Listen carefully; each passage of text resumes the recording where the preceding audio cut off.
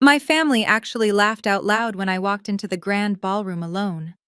My younger sister pointed her manicured finger at me from across the room and whispered loud enough for the entire party to hear that it was a tragedy I could never find a man willing to tolerate my boring personality. A few relatives chuckled into their expensive champagne glasses. My brother-in-law smirked like he owned the place, looking me up and down with absolute disdain. But what none of them knew was that I already held the deed to the multi-million-dollar property we were standing in. And they certainly did not know that the powerful billionaire investor my brother-in-law was desperately waiting to impress that night was actually the man I was going to marry. When the heavy mahogany doors finally opened, and that billionaire walked straight over to kiss my cheek, the smug smiles in that room vanished instantly. My name is Nia. I am 32 years old. Before I tell you exactly how I sent my arrogant brother-in-law to a federal penitentiary and watched my toxic family lose everything they valued most, let me know where you are watching from in the comments below. Hit the like button and subscribe if you have ever had to stand up to a family that constantly underestimated your worth. You will want to hear every single detail of how this night ended. Growing up in a wealthy suburb of Atlanta, our African-American family was obsessed with appearances. My parents built a flawless facade of perfection. Behind the gates of our estate, however, the emotional reality was suffocating. My younger sister Chloe was the golden child. She was the pageant queen, the cheerleader, the one who never had to work for anything but received endless praise simply for existing. I was the scapegoat, the quiet daughter who preferred reading financial statements over attending socialite luncheons. While I spent my 20s building a grueling career as a forensic auditor, dismantling complex financial frauds for ultra-wealthy clients, Chloe spent her time marrying Bradley. Bradley was a 34-year-old white real estate developer who talked an incredibly big game. He loved using corporate buzzwords, acting like he was the ultimate savior of our family wealth. He carried himself with an unearned superiority, constantly mansplaining basic business concepts to anyone who would listen. My parents worshipped the ground he walked on. They viewed my analytical mind and my quiet independence as a massive failure. To them, a woman was only as successful as the wealthy man standing next to her. It was the night of my parents' Ruby anniversary party. They had rented out the entire first floor of the most exclusive country club in the city, a place where image was the only currency that mattered. I arrived straight from a demanding week of corporate audits. I was wearing a tailored charcoal suit. I dressed for power, not for pageantry. But in my family, my lack of a sparkling designer gown and a rich husband on my arm meant I was a total embarrassment. The moment I pushed open the heavy double doors of the ballroom, the soft jazz playing in the background seemed to fade into a dense, heavy silence. The crystal chandelier cast a warm glow over 50 guests, dressed in their absolute best. I took a steady breath and stepped inside, holding my head high. I had barely taken 3 steps onto the polished marble floor when the mockery began. "Look who decided to grace us with her presence." Chloe's voice rang out sharply. She was standing near the center ice sculpture, draped in an emerald silk dress that cost more than my first car. She leaned into her group of friends and cousins, her eyes flashing with that familiar malicious spark. "And she is flying solo, as always." Honestly, I would feel bad for her if she was not such a walking spreadsheet. I guess nobody wanted to spend their Saturday night with a human calculator. Laughter erupted around her. My own cousins, aunts, and family friends chuckled, shaking their heads in agreement. Not a single person offered a defense. My chest tightened, a familiar ache radiating through my ribs. For a fraction of a second, I felt like that little girl again, crying alone in her bedroom, while the rest of the house celebrated downstairs. But I was no longer a helpless child seeking their conditional love. I was a senior partner at a major venture capital firm, and I held the keys to their entire financial future in my handbag.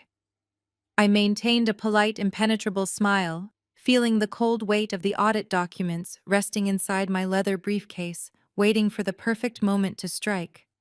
I navigated through the sea of relatives, making my way toward the extravagant gift table, draped in white satin near the back of the room. I carefully set down the custom wooden box containing the 1982 vintage Bordeaux.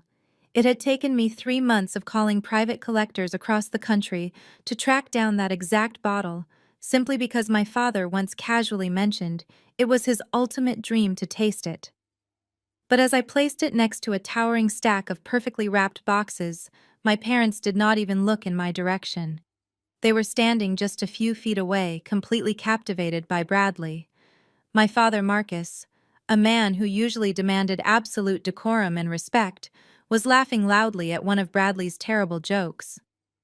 My mother, Brenda, was lightly touching Bradley's arm, her face glowing with the kind of deep, unconditional pride she had never once directed at me. Bradley was holding court loudly bragging about a massive new real estate acquisition that was supposedly going to double their retirement portfolio. He kept throwing around meaningless corporate words while my parents nodded along as if he were a financial genius. Chloe stood right beside him, beaming proudly, playing the role of the perfect supportive trophy wife.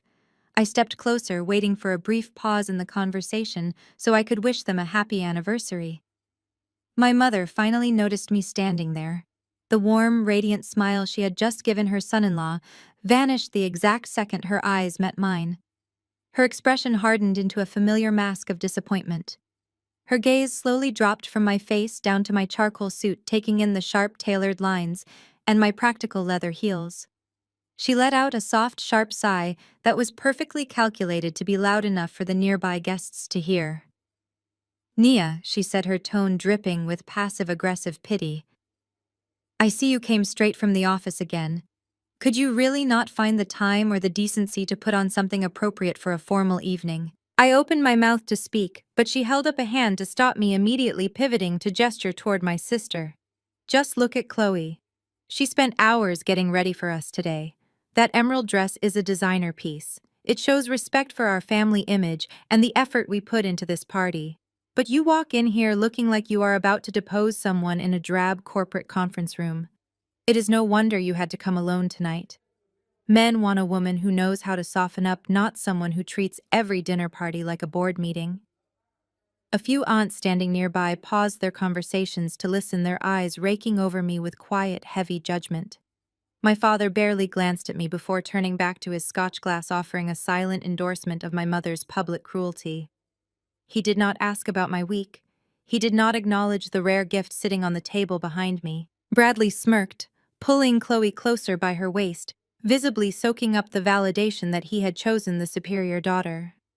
In the past, a public dressing down like this would have sent me rushing to the nearest bathroom to dry my tears. My mother knew exactly how to weaponize her disapproval to keep me feeling small and inadequate. She wanted me to apologize, to shrink my presence, to feel overwhelmingly grateful that I was even allowed in the room with them. I looked at the vintage wine I had just placed on the table, a symbol of a daughter desperately trying to buy her father's affection, and then I looked back at my mother's harsh, judging eyes. I did not apologize. I did not shrink. I simply smoothed the lapel of my perfectly tailored jacket and smiled a tight, knowing smile. I told her I dressed for the business at hand, and tonight I had very important business to attend to. I watched her perfectly arched eyebrows furrow in confusion, but before she could formulate another insult, Bradley took it upon himself to intervene. Bradley puffed out his chest, stepping forward with his arm draped possessively around Chloe's waist.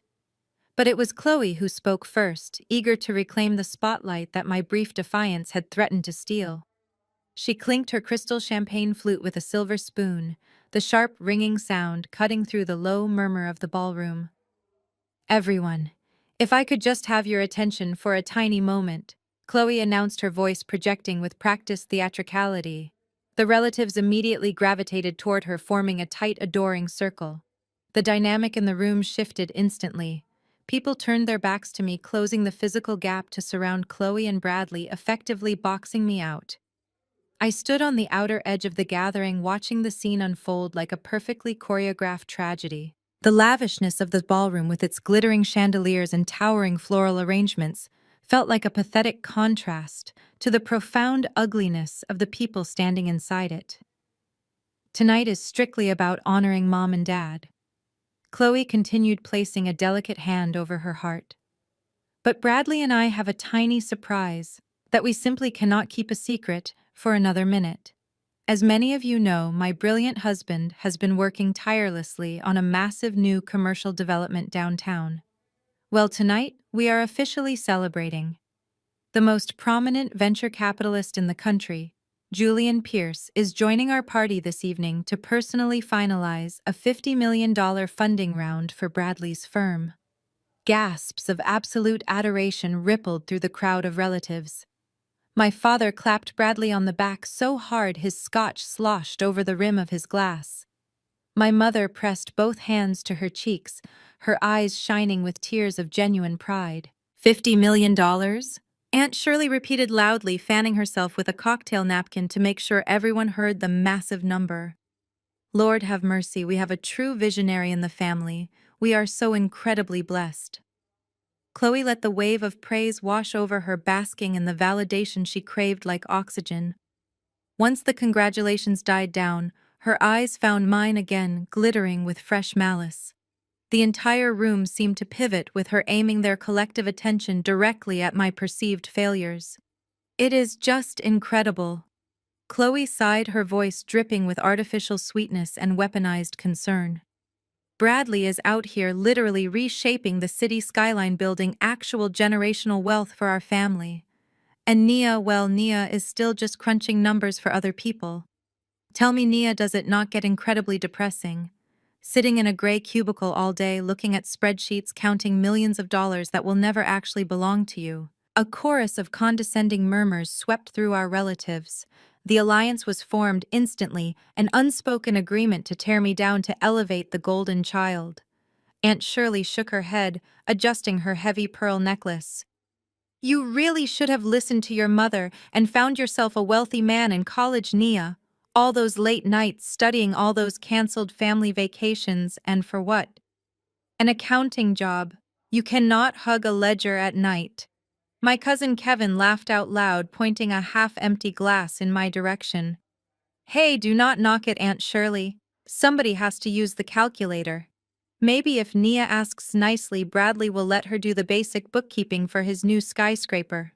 At least she would get to see what real money looks like. Bradley chuckled, holding up a hand in a display of mock humility. Now, let us not be too hard on Nia. The corporate grunts are the absolute backbone of the economy. They do the tedious, mind-numbing busy work, so that true innovators and market disruptors like me can focus on the big picture. The sheer arrogance radiating from him was palpable. He actually believed his own lies. He believed he was the untouchable white savior of this affluent black family. And my family, so blinded by their desperation to align themselves with his perceived power, wealth, and whiteness, swallowed every single word without a second thought. They never ran a background check. They never asked for proof. They just handed over their blind loyalty. My mother stepped in, not to defend me, but to twist the knife even deeper. Bradley is being too kind to you, Nia. You should be taking notes instead of standing there looking so defensive. You could learn a lot from him about ambition and drive. We are just so worried about your future. You are 32, entirely single, and stuck in a dead-end career. It absolutely breaks my heart to see you struggling to survive while your sister is thriving so beautifully. The irony was so potent, I could almost taste it. Struggling, thriving. I watched my mother look at me with genuine pity. I watched Chloe beam with vicious triumph. I watched Bradley puff out his chest like a proud peacock, absolutely certain of his dominance. I did not flinch. I did not break eye contact. I remained a statue of absolute composure, my eyes razor sharp. To them, I was just a sad, isolated spinster in a cheap suit absorbing their blows. But behind my calm exterior, my mind was running a ruthless, precise audit of the room. I watched Bradley soak up the praise, completely unaware that I had spent the last 3 weeks dissecting his entire financial existence. I knew about the hidden shell companies registered in the Cayman Islands. I knew about the forged signatures on the loan documents. I knew that the $50 million deal he was bragging about was a desperate, fabricated illusion meant to cover up a massive Ponzi scheme that was days away from total collapse.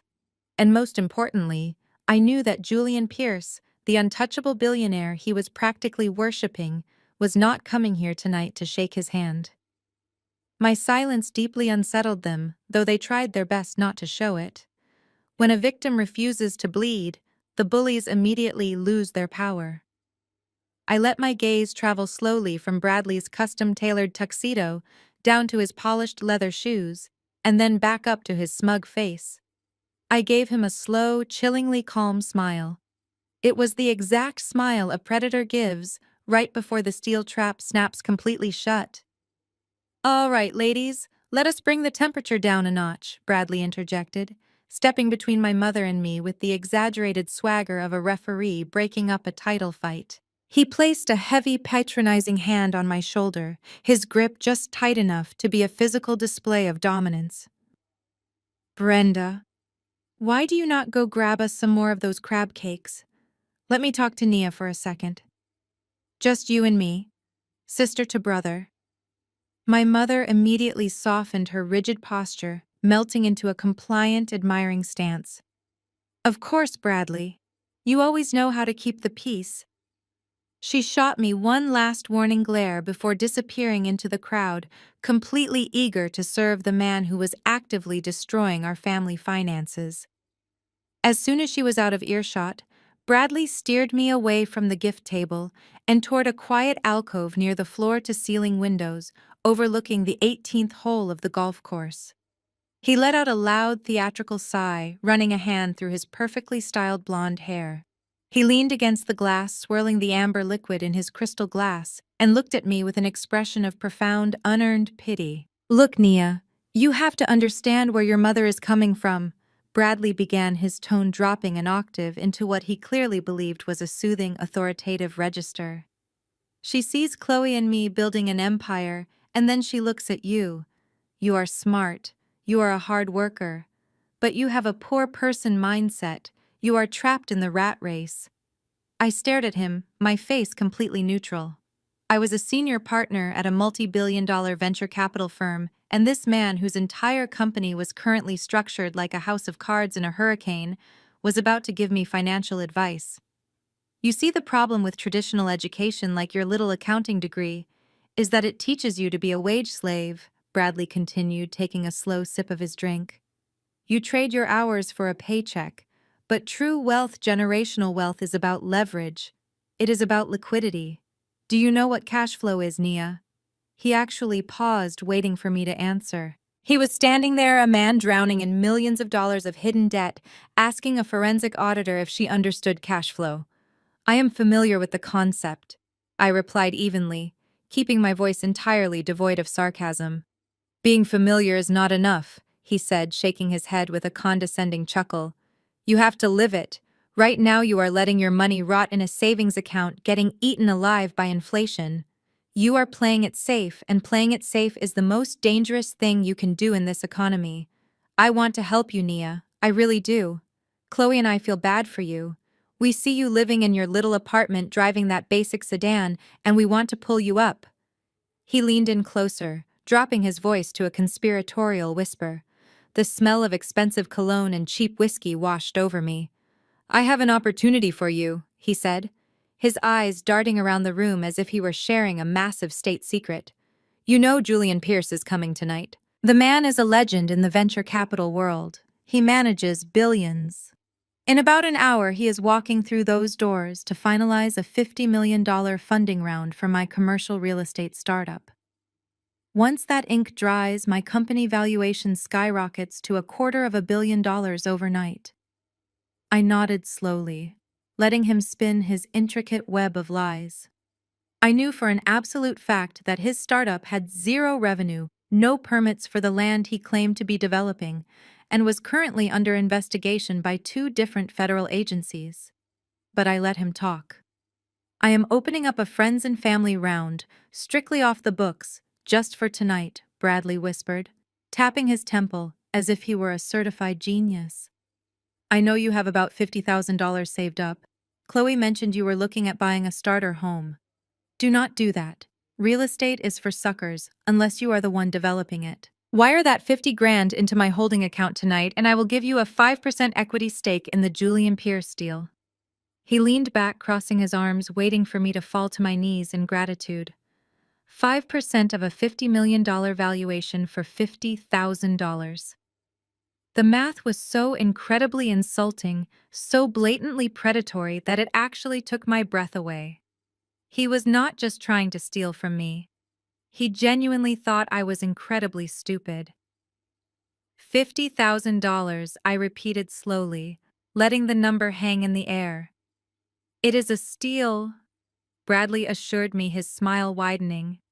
Normally my minimum buy-in for outside investors is $500,000. But you are family. I want to see you win, Nia. I want to see you quit that depressing corporate job and actually live a little. Imagine the look on your mother's face when you roll up to Thanksgiving in a Porsche. I can make that happen for you. I looked at the sweat gathering at his hairline. Despite his confident posture, his pupils were slightly dilated and his breathing was shallow. He was desperate. I had analyzed his bank records 3 days ago. He had a balloon payment of exactly $48,000 due on a high-interest predatory loan by Monday morning. If he did not pay it, his luxury cars were going to be repossessed. He was trying to drain my life savings to cover his own catastrophic failures, dressing up his theft as a massive favor. That is a very generous offer, Bradley. I said, my voice smooth and perfectly calibrated. But 5% equity on a $50 million raise implies a post-money valuation that does not quite align with a $50,000 buy-in. Furthermore, if you are closing a deal with Pierce Holdings tonight, accepting unaccredited investor funds through an off-the-books transaction would violate federal securities regulations. Have your lawyers drafted the revised capitalization table to reflect my entry? For a split second, the smug mask slipped. His eyes widened and a flash of genuine panic crossed his face. He had expected me to be dazzled by the big numbers, not to hit him with corporate compliance laws. But the arrogance of a mediocre man is a powerful shield. He quickly recovered, letting out a loud, patronizing laugh that sounded more like a nervous bark. "Listen to you throwing around textbook terms," Bradley sneered, shaking his head. "This is exactly why you are stuck in middle management, Nia. You are too obsessed with the red tape. In the real world, the movers and the shakers do not wait for lawyers to draft paperwork. We make handshake deals. We move fast and break things. Julian Pierce operates the exact same way. That is why he and I see eye to eye." I had to bite the inside of my cheek to keep from laughing out loud. Julian Pierce, the man who scrutinized every single decimal point in a contract and fired executives for rounding errors, did not make handshake deals. "I am giving you a golden ticket," Nia Bradley said, his tone turning slightly aggressive. The friendly brother-in-law act was fading, replaced by the desperate con artist beneath. "You have until the end of the night to transfer those funds. Once Julian walks in here and signs that term sheet, the door closes forever. Do not let your rigid, pathetic little mindset keep you poor for the rest of your life." He took a final sip of his whiskey, pointing a sharp finger directly at my chest.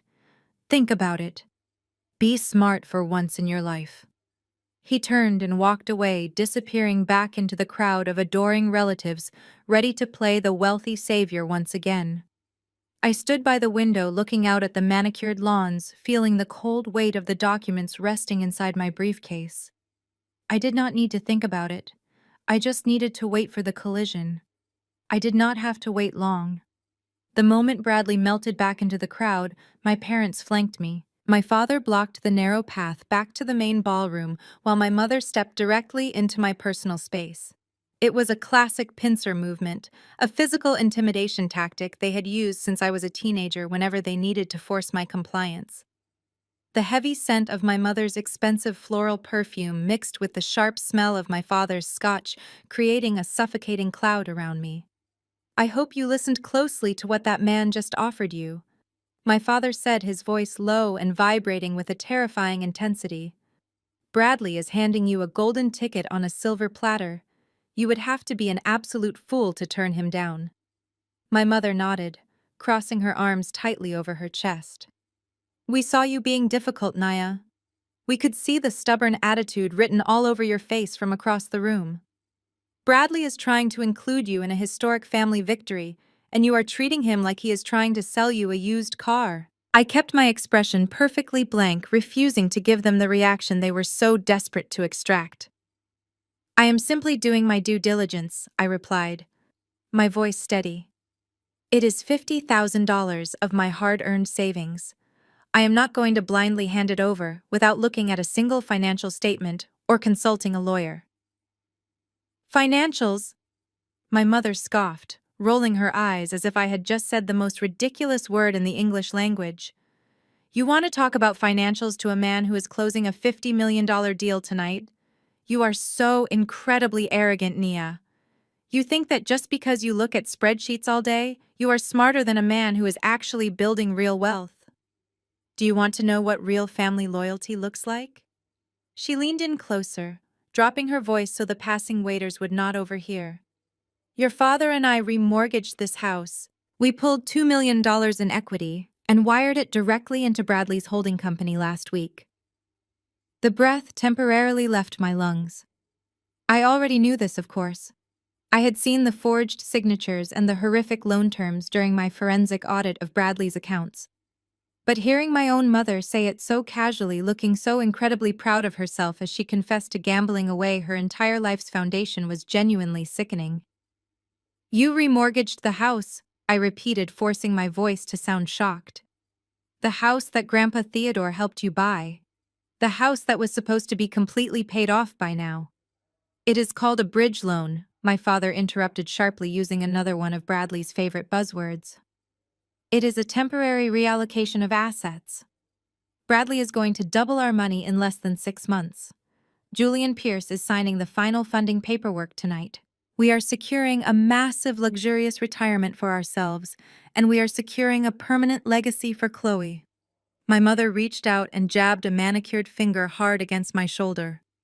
Now it is your turn to step up, she demanded, dropping all pretenses of a polite conversation.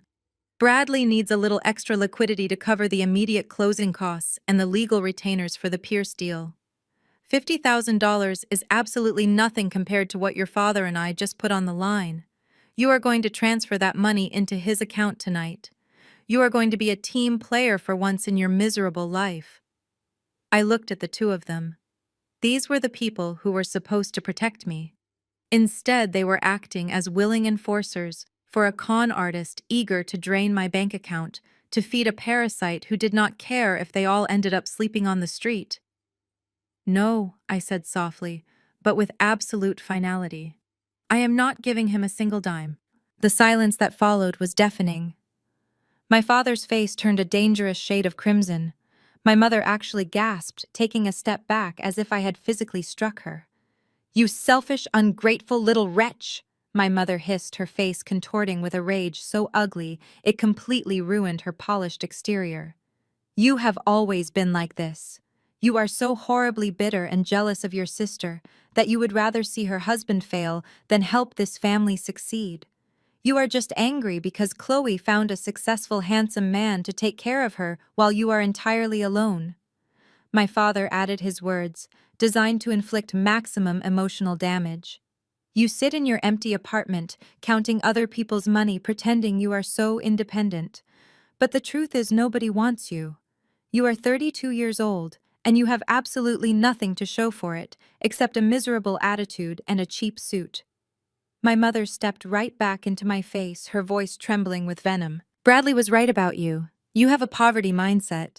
You are going to die alone and broke because you are too arrogant to accept help from your betters.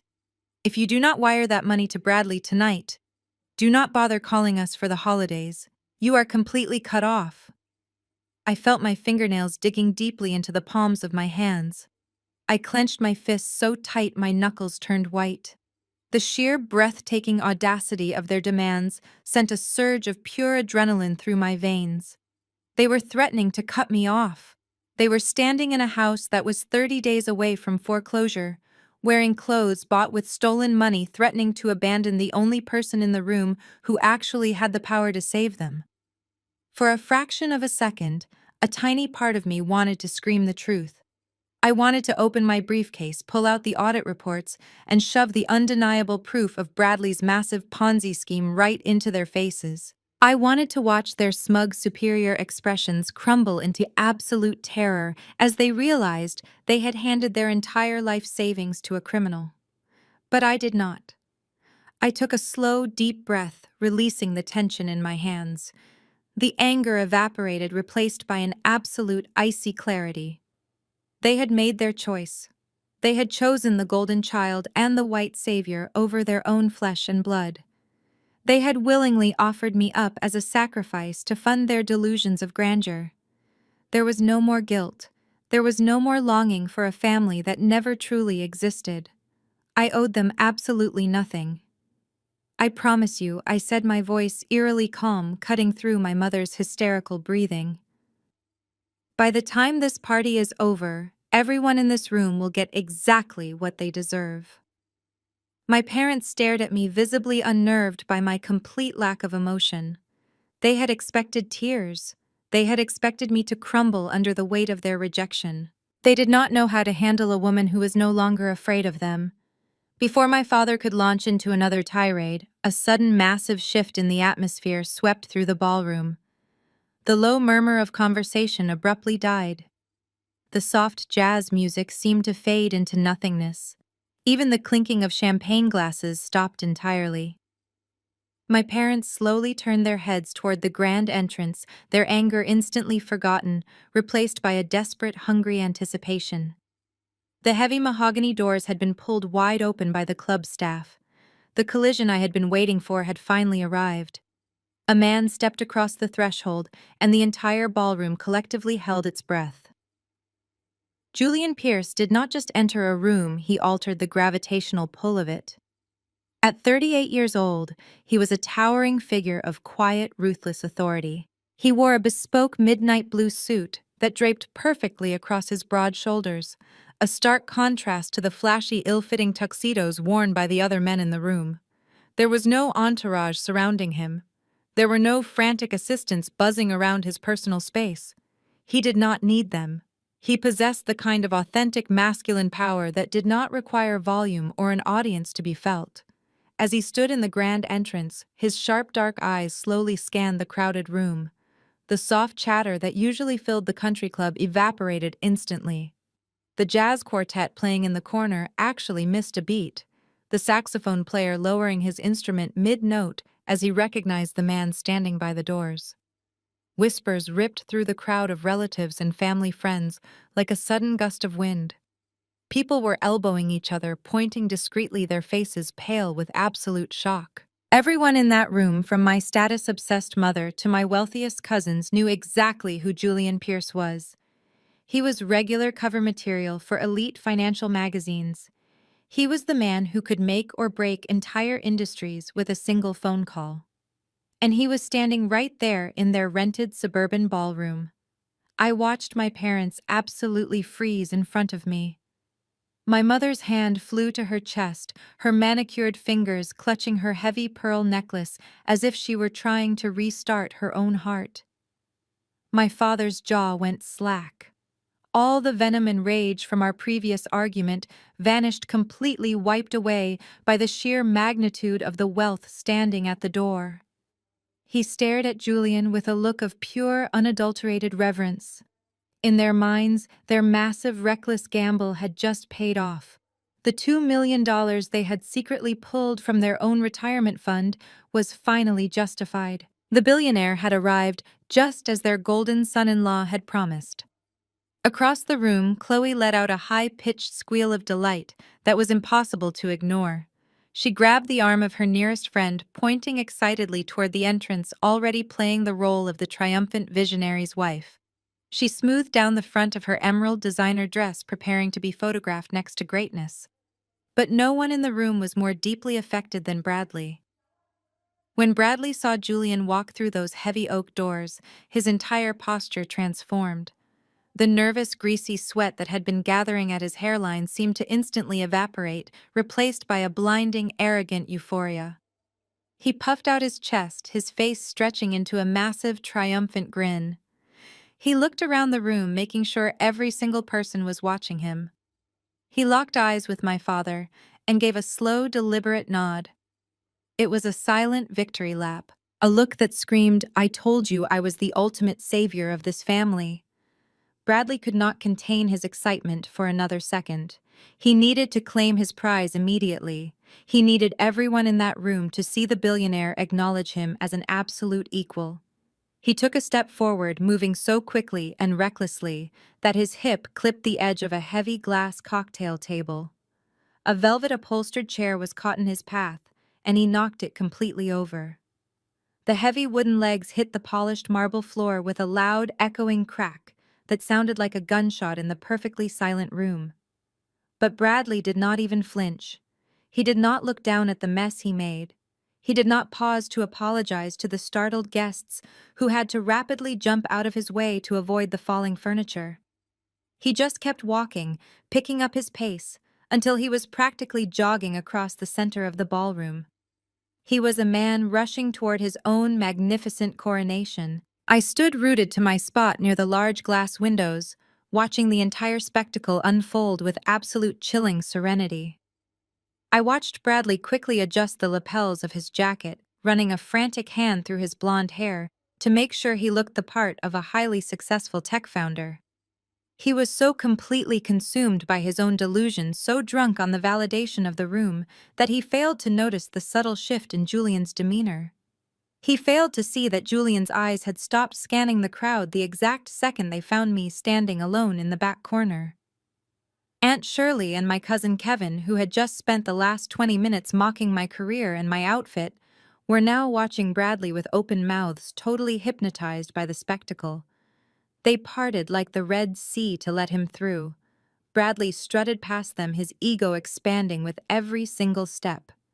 He believed that this was the moment his lies became reality. He believed that if he acted confident enough, the billionaire would simply play along and hand over a $50 million check. Bradley reached the center of the room, throwing his arms out wide in a grandiose gesture of exaggerated familiarity. He projected his voice so loudly that it bounced off the vaulted ceilings, ensuring that every single aunt, uncle, and cousin heard his moment of supreme victory. "Julian," he shouted, his voice dripping with forced camaraderie and desperate enthusiasm. "Julian, my man, you actually made it to the party." Bradley closed the final few feet between them, his arms spread as wide as they could physically go. He was going in for the full embrace. He did not want a professional, respectful handshake. He wanted a back-slapping hug. He desperately wanted to show the entire room that he and the billionaire were close personal friends who operated on the exact same wavelength. He wanted to show my parents that their $2 million sacrifice had bought them a permanent seat at the ultimate table of corporate power. He leaned forward, a smug, untouchable smile plastered across his face. He was completely oblivious to the fact that he was about to step directly off a cliff. Bradley held his breath, his arms fully extended like a man waiting to catch a falling bag of gold. He had rehearsed this exact moment in his mind 1,000 times. He was completely ready for the firm, validating handshake, the masculine pat on the back, and the loud, boisterous greeting that would permanently cement his status as the undisputed king of our family. He leaned his weight forward, a massive, triumphant grin stretching across his flushed face, fully prepared to bask in the blinding glow of the billionaire's attention. But Julian did not slow down. He did not extend a hand. He did not even blink. With the effortless, fluid motion of a man who is accustomed to moving through crowded spaces without ever being obstructed, Julian simply shifted his weight to the left. It was a microscopic adjustment, a casual pivot of his broad shoulders, but it was executed with such devastating precision that Bradley was left grasping at completely empty air. The billionaire glided right past him like a luxury ocean liner, completely bypassing a drowning man on a tiny wooden raft. There was absolutely no malice in Julian's movement. That was the most deeply humiliating part of the entire exchange. Malice would have implied that Bradley was actually important enough to be hated or deliberately slighted. Instead, Julian treated him with the profound, chilling indifference one usually reserves for a misplaced coat rack. Bradley stumbled forward a fraction of an inch, thrown completely off balance by his own unreciprocated momentum. His empty arms hung in the air for a painful, agonizing second before he awkwardly pulled them back to his chest. The arrogant smile froze on his face rapidly, decaying into a mask of pure, unadulterated confusion. He let out a nervous, breathless chuckle, turning his head sharply, fully expecting Julian to stop, turn around and laugh off the apparent miscommunication. But Julian kept walking. The heavy silence in the ballroom deepened, transforming instantly from star-struck awe into a sharp, suffocating tension. The massive crowd of relatives who had just been treating Bradley like a conquering hero now watched in absolute bewilderment as the billionaire completely ignored his existence. Julian moved through the room with a quiet, predatory grace. My mother Brenda quickly stepped forward from the crowd, frantically smoothing the front of her dress. She desperately prepared a radiant, welcoming smile, assuming that perhaps Julian was simply bypassing the son-in-law to pay his respects to the hosts of the anniversary party first. She opened her mouth to welcome him, her eyes wide with eager, hungry anticipation. Julian walked right past her without a single glance. He walked past my father, whose heavy Scotch glass was now trembling visibly in his tight grip. He walked past Chloe, who was standing completely frozen in her expensive emerald dress, her practice camera-ready smile slowly slipping right off her perfectly contoured face. Julian was not looking at the sparkling crystal chandeliers. He was not looking at the lavish anniversary decorations, the towering floral arrangements, or the extravagant tables stacked with expensive gifts. His dark, piercing eyes were locked entirely on me. The crowd naturally parted for him, stepping aside as if they were reacting to an invisible magnetic field. I stood in my quiet, isolated corner by the large glass windows, maintaining my steady, impassive posture. My heart was beating with a strong, rhythmic thud against my ribs, but outwardly I was a statue of absolute calm. I watched the most powerful man in the room cross the polished marble floor and walk directly into the space my family had so deliberately isolated me in. When Julian finally reached me, the cold, impenetrable aura that surrounded him instantly dissolved. The razor-sharp edge in his eyes softened into something warm, gentle, and intimately familiar. He did not offer me a professional handshake. He did not treat me like an employee, a subordinate, or a stranger. He stepped directly into my personal space, closing the distance between us with a natural, effortless intimacy that could not be faked. He placed a large, warm hand gently on my waist, leaning down to press a soft, lingering kiss against my cheek. The faint, familiar scent of his cedar and bergamot cologne wrapped around me, grounding me perfectly in the chaotic, buzzing energy of the room. "Sorry I am late, darling," he murmured, keeping his hand resting comfortably on my waist as he pulled back to look at me. His voice was a rich, deep baritone that carried perfectly in the dead silence of the ballroom. The board meeting ran long. They kept arguing over the European acquisitions. Those two sentences struck the room with the devastating force of a seismic event. Darling. The casual term of endearment hung heavily in the air, echoing off the vaulted ceilings, completely shattering the carefully constructed reality of every single person standing in that room. The collective gasp from my family was loud and perfectly audible. I saw Aunt Shirley actually drop her cocktail napkin, her jaw unhinged in absolute disbelief as she stared at us. My cousin Kevin looked like he had just been struck by physical lightning. My mother was standing completely rigid, her eyes darting frantically between my calm face and Julian's expensive hand resting securely on my waist. Her brain was entirely failing to process the impossible image right in front of her. The daughter she had just banished, the woman she had just condemned as a pathetic, isolated failure with a poverty mindset, was standing shoulder to shoulder with the very man they all viewed as a literal god. But the true masterpiece of the moment was Bradley. He was still standing in the dead center of the room, right where Julian had abandoned him. He slowly rotated on his heels, his highly polished leather shoes squeaking slightly on the pristine marble floor. His face had lost every single drop of its color, turning a sickly pale shade of gray. The confident, condescending tech founder who had just spent the last 20 minutes aggressively mansplaining cash flow to me was entirely gone. In his place stood a terrified, trembling little man whose entire manufactured universe was rapidly collapsing in on itself. His eyes were wide and bloodshot, darting wildly around the room before finally locking directly onto me. He looked at my calm, unbothered expression. He looked at the protective, deeply affectionate way Julian stood beside me. And in that singular, agonizing moment, I saw the exact second Bradley realized the catastrophic magnitude of his mistake. He remembered the arrogant speech he had just given me by the window. He remembered trying to con me out of my $50,000 savings. He suddenly realized he was not the apex predator in this room. He was the prey, and he had just tried to aggressively scam the woman who held his absolute destruction in the palm of her hand. Julian slowly lifted his head, his dark eyes finally acknowledging Bradley's existence for the first time since he walked into the room. The billionaire looked at the pale, trembling man standing a few feet away, with an expression of mild, detached curiosity, the way a scientist might study a particularly uninteresting insect under a microscope. He did not let go of my waist. In fact, his grip tightened just slightly, in a silent display of absolute solidarity. Mr. Pierce Bradley finally managed to croak, his voice cracking horribly. He cleared his throat desperately, trying to summon back the arrogant tech founder persona he had been wearing just moments ago, but the sound that came out was thin and reedy.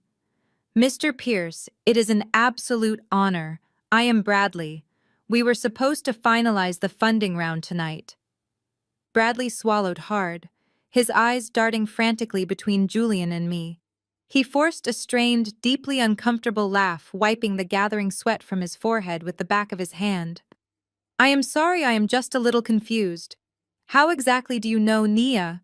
She is my sister-in-law. She is just a low-level clerk at some corporate accounting firm downtown." The moment the words left his mouth, a collective cringe seemed to ripple through the room. My mother closed her eyes tightly, recognizing instantly that Bradley had just made a catastrophic error in judgment. Even Chloe, who usually lacked any basic awareness of social dynamics, took a small, hesitant step backward. Julian raised a single, perfectly sculpted eyebrow.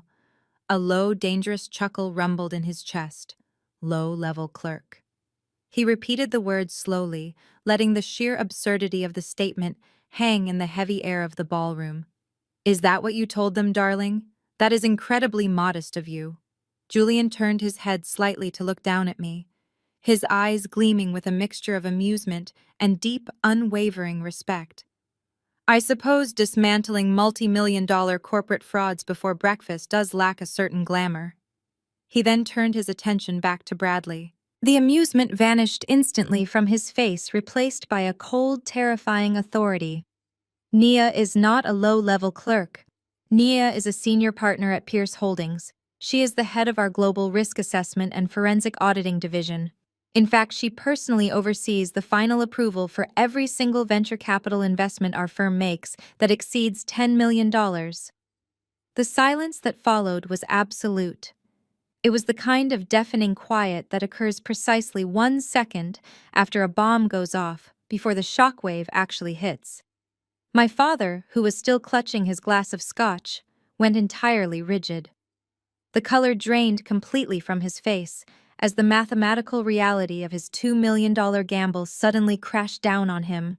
My mother let out a small, strangled gasp, her hands flying to her mouth in pure horror. Aunt Shirley, Cousin Kevin, and the rest of the relatives who had spent the last hour treating me like a pathetic, isolated failure were now staring at me with expressions of abject terror. Bradley staggered back half a step, his polished shoes squeaking loudly against the marble. "No," he whispered, shaking his head frantically. "No, that is impossible. I met with your acquisition team last week. They said the final decision was entirely up to the silent partner. They said the silent partner was reviewing my financials." Julian smiled, but it was a smile completely devoid of warmth. "That is correct. And you are currently looking directly at her. Nia is the silent partner. She has been reviewing your financials for the past 3 weeks. Bradley's knees actually buckled slightly. He reached out a trembling hand and grabbed the edge of a nearby cocktail table to keep himself from collapsing onto the floor. The realization was hitting him in brutal, agonizing waves. He had not just insulted his sister-in-law. He had spent the last hour actively trying to scam the exact person who held the absolute power to either fund his massive real estate project or completely destroy him. He had condescendingly mansplained cash flow to the woman who controlled a multi-billion-dollar venture capital fund. "But I submitted my application to Pierce Holdings months ago," Bradley stammered, his voice rising in panic. "If she was the senior partner, why did she not say anything? Why did she let me stand here and talk to her like that?" Julian let out a slow, heavy sigh, looking at Bradley with utter disdain. "Because Bradley, unlike you, Nia actually understands the concept of professional discretion. She also understands the legal necessity of keeping personal relationships entirely separate from rigorous corporate audits. Though after reviewing the preliminary report she handed me this afternoon, I am starting to understand why you were so desperate to secure $50 million tonight without a proper legal review." Bradley opened his mouth to speak, to defend himself, to spin another lie, but the words died in his throat. He looked at me, his eyes wide and completely terrified, silently begging for a lifeline that he knew he did not deserve. I finally stepped forward, moving smoothly out from under Julian's protective arm. I smoothed the front of my tailored charcoal suit, feeling the satisfying heavy weight of the audit documents resting inside my briefcase nearby. The power dynamic in the room had entirely shifted. I was no longer the scapegoat. I was no longer the quiet daughter desperate for approval. I was the executioner, and the blade was finally ready to drop. "You should have taken my advice about the lawyer, Bradley," I said, my voice perfectly calm, ringing out clearly in the dead silence of the room. "Because when I told you I was doing my due diligence, I was not talking about your pathetic $50,000 shakedown. I was talking about the massive systematic fraud you have been running for the past 2 years." My mother let out a sharp, piercing cry. "Naya, stop it. You are ruining everything. You are ruining your sister's life." I turned my head slowly, locking eyes with the woman who had just threatened to cut me out of the family forever. "I am not ruining anything, Mother. I am simply reading the balance sheet. And unfortunately for everyone in this room, the math never lies." Before my mother could launch into another hysterical defense of her precious son-in-law, the sharp, elegant chime of a crystal glass being tapped echoed across the room. The country club maitre d' stepped up to the microphone, seamlessly announcing that the formal anniversary dinner was now being served in the adjoining banquet hall. The timing was almost poetic.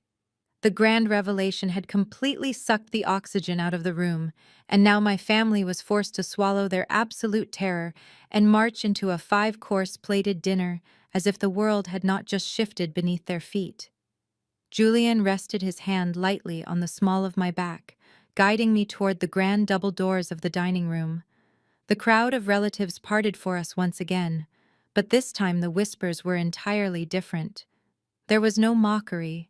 There was only a thick, suffocating blanket of awe and fear.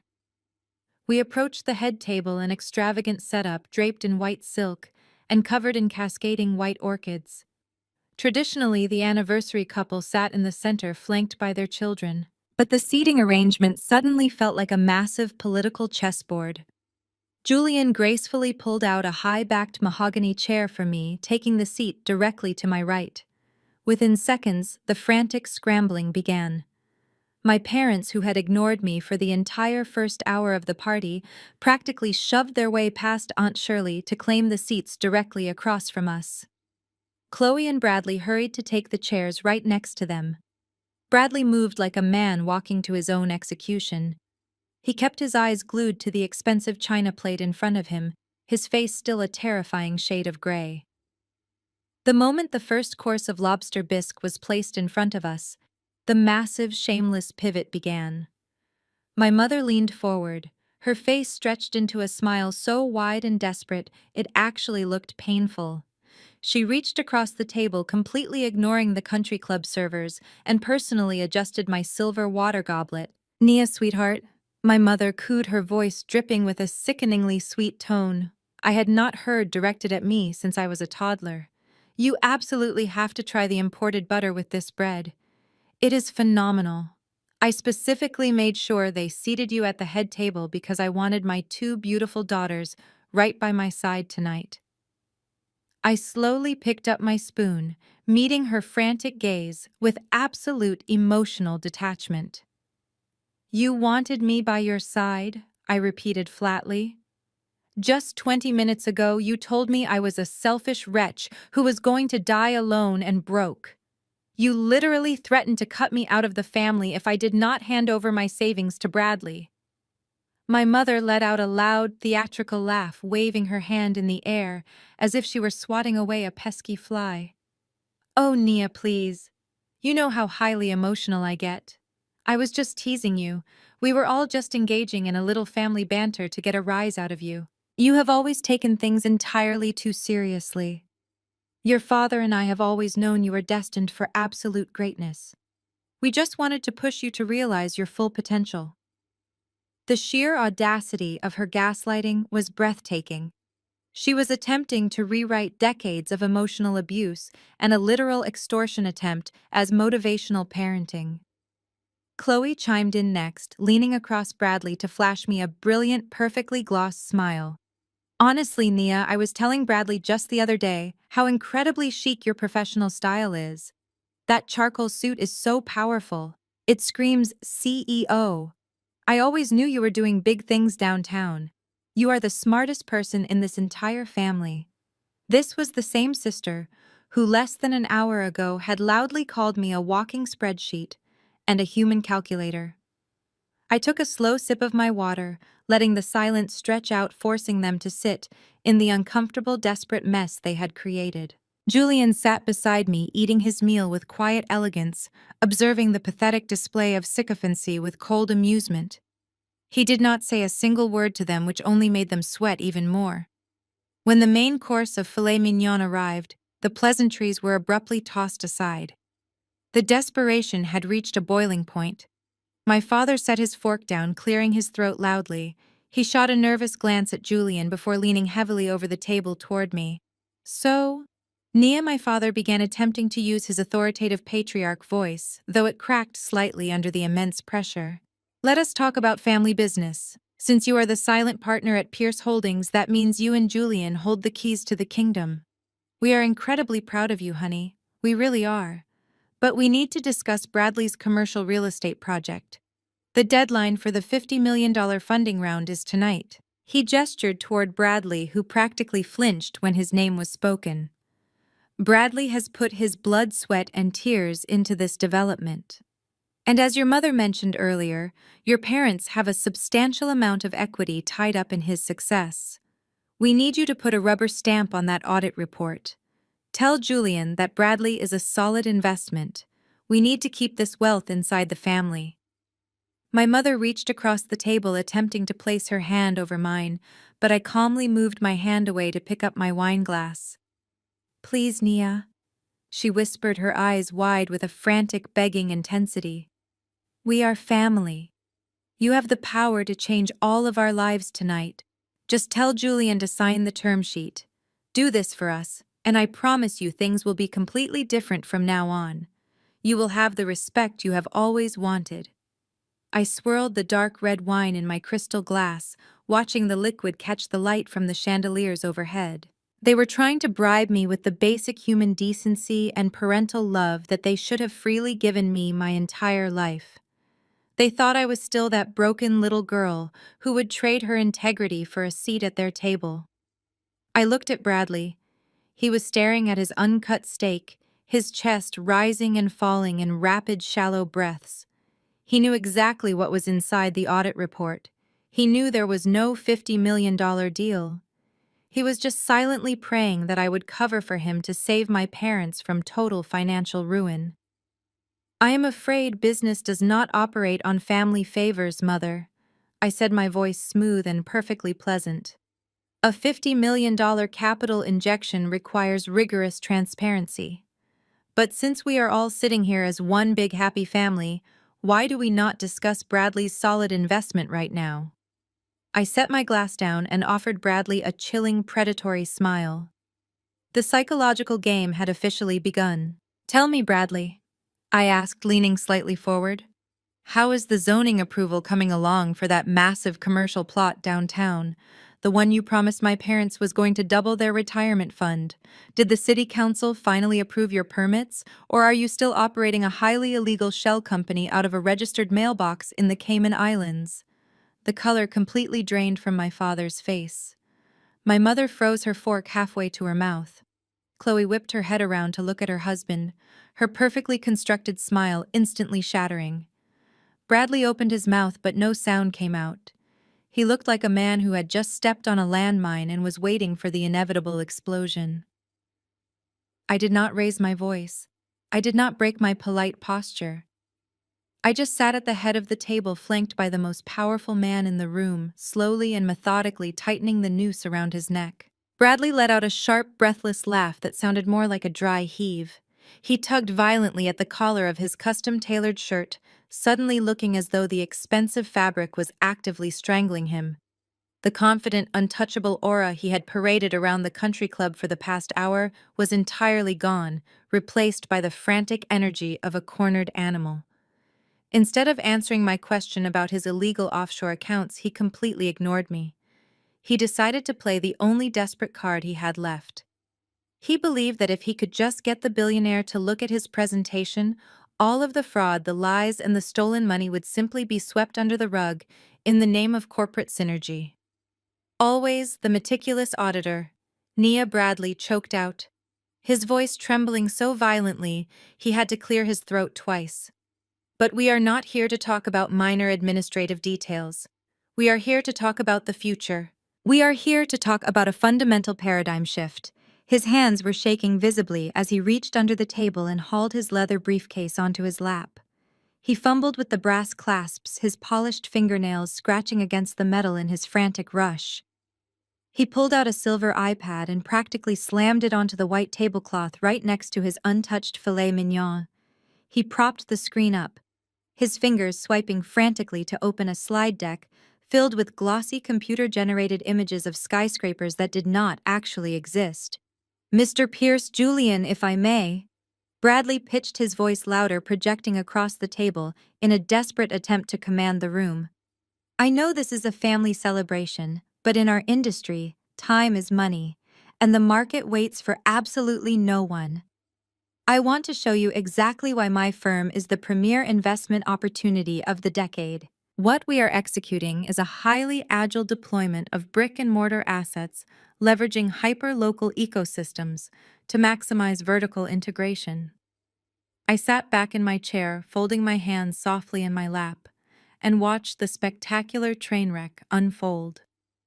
It was a masterclass in absolute delusion.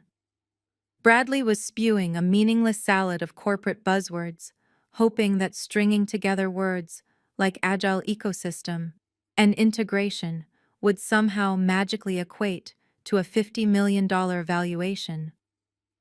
But the most devastating part of the entire spectacle was not the desperate pitch itself. It was the target of the pitch. Julian did not even blink. He did not turn his head toward the glowing iPad screen. He did not acknowledge Bradley's raised voice or his frantic hand gestures. Instead, Julian calmly reached over and pulled my porcelain dinner plate a few inches closer to his own. He picked up his heavy silver steak knife and his fork, his movements precise, elegant, and completely unhurried. "This cut looks a little thick for you, darling," Julian murmured, his rich baritone voice easily cutting through Bradley's frantic presentation. "The country club usually overcooks the center. Allow me." He drove the tines of his fork into the edge of my filet mignon and began slicing the meat into perfectly even pieces. The quiet, rhythmic scraping of his silver knife against the fine china was the only response Bradley received. It was the ultimate display of absolute crushing apathy. To a narcissist like Bradley, being hated or yelled at was manageable because it meant he was still significant. But being completely ignored by the very man he was begging for salvation was psychological torture. Bradley swallowed hard, his Adam's apple bobbing sharply against his throat. Heavy beads of sweat were now forming along his hairline, catching the light from the crystal chandeliers. He swiped to the next slide on his iPad, leaning aggressively forward over his plate, desperately trying to force himself into Julian's field of vision. As you can see on the projected revenue matrix, Bradley continued, his voice growing noticeably higher and faster. We are looking at a disruptive architectural model. We are implementing crypto-backed tenant retention algorithms that will guarantee a scalable vertical trajectory. Once your $50 million tranche clears the escrow accounts, we instantly dominate the mezzanine level of the urban commercial sector. It is a completely foolproof return on investment. Julian paused his cutting for a fraction of a second. He did not look up.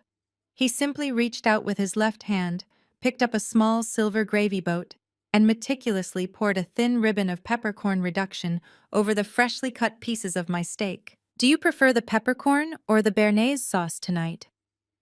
Nia, Julian asked casually, keeping his eyes entirely focused on the task in front of him. The peppercorn is perfect, thank you, I replied smoothly, offering him a warm smile. Across the table, my parents were watching the scene unfold with mounting suffocating horror. My mother was sitting perfectly rigid, her knuckles completely white, as she gripped the edges of her dining chair.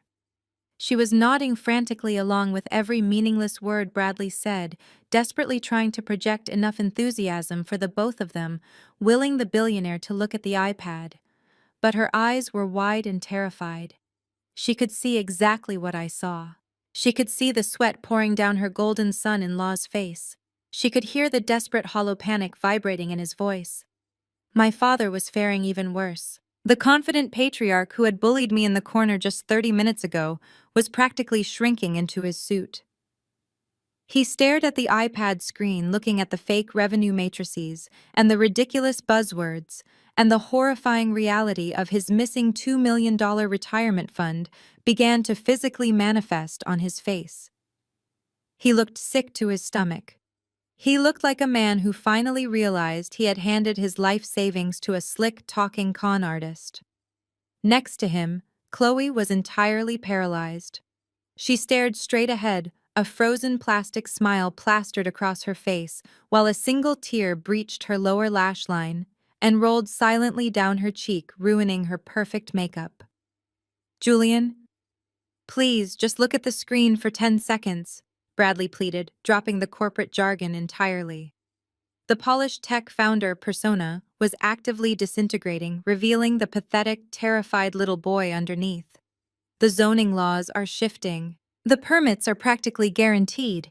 If you just sign the term sheet tonight, we can bypass the regulatory friction. I just need the capital injection. I need the liquidity. Bradley pushed his chair back, the wooden legs loudly scraping against the floor. He stood up, leaning his palms heavily on the edge of the dining table. He was panting slightly, his chest heaving under his tailored suit. He looked wild, unhinged, and completely broken. Julian finished slicing the final piece of steak. He set the silver knife down on the edge of the plate with a soft, definitive click. He gently pushed the plate back to the center of my placemat. Then he picked up his thick linen napkin and slowly, methodically dabbed the corners of his mouth. Only then did the billionaire finally raise his eyes. Julian did not look at the glowing iPad. He did not look at the glossy architectural renderings or the fake financial projections. He looked directly into Bradley's bloodshot, terrified eyes. The look on Julian's face was not anger. It was not even disgust. It was the cold, vacant expression of a man looking at a stain on the sidewalk. Bradley stood there trembling over his untouched dinner, waiting for a lifeline, waiting for a single word of encouragement, waiting for a $50 million miracle that was never going to come. The heavy, suffocating silence stretched across the table, thick enough to choke on. The entire dining room around us seemed to vanish, leaving only the devastating reality of my family's total collapse. I picked up my fork, speared a perfectly cut piece of steak, and prepared to deliver the final blow. I placed the perfectly cut piece of steak into my mouth, chewing slowly and deliberately, while the entire table watched me in agonizing suspense. I swallowed, took a polite sip of my sparkling water, and gently set my silver fork down on the porcelain plate. The soft clinking sound felt deafening in the absolute silence of the dining room. Let us revisit your agile deployment of brick-and-mortar assets. Bradley, I said, keeping my voice conversational as if we were discussing the weather rather than his impending federal indictment. According to the preliminary cash flow statements you submitted to my acquisition team, your primary development subsidiary currently generates zero incoming revenue, yet you reported a sudden unexplained capital injection of exactly $2 million on the 4th of this month. Bradley flinched as if I had physically struck him. His eyes darted frantically toward my father, who was suddenly gripping the edge of the table so hard his knuckles were stark white. That, Bradley stammered, his voice cracking horribly. That was seed capital. Early-stage liquidity from private angel investors who believe in the long-term vision of the ecosystem.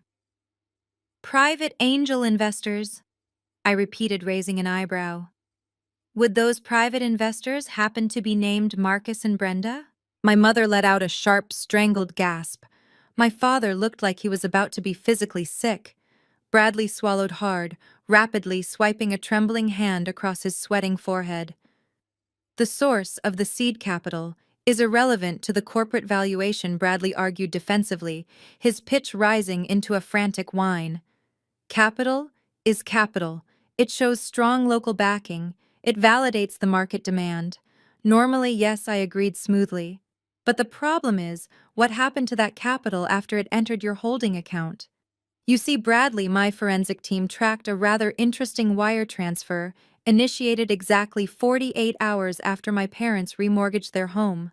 $1.5 million was moved completely out of your corporate accounts and routed into an offshore entity registered in the Cayman Islands.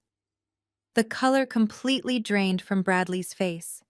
He stared at me with wide, unblinking eyes, his mouth opening and closing like a suffocating fish. An entity, I continued, my voice sharp and precise, registered to a post office box under a shell company named after your childhood golden retriever.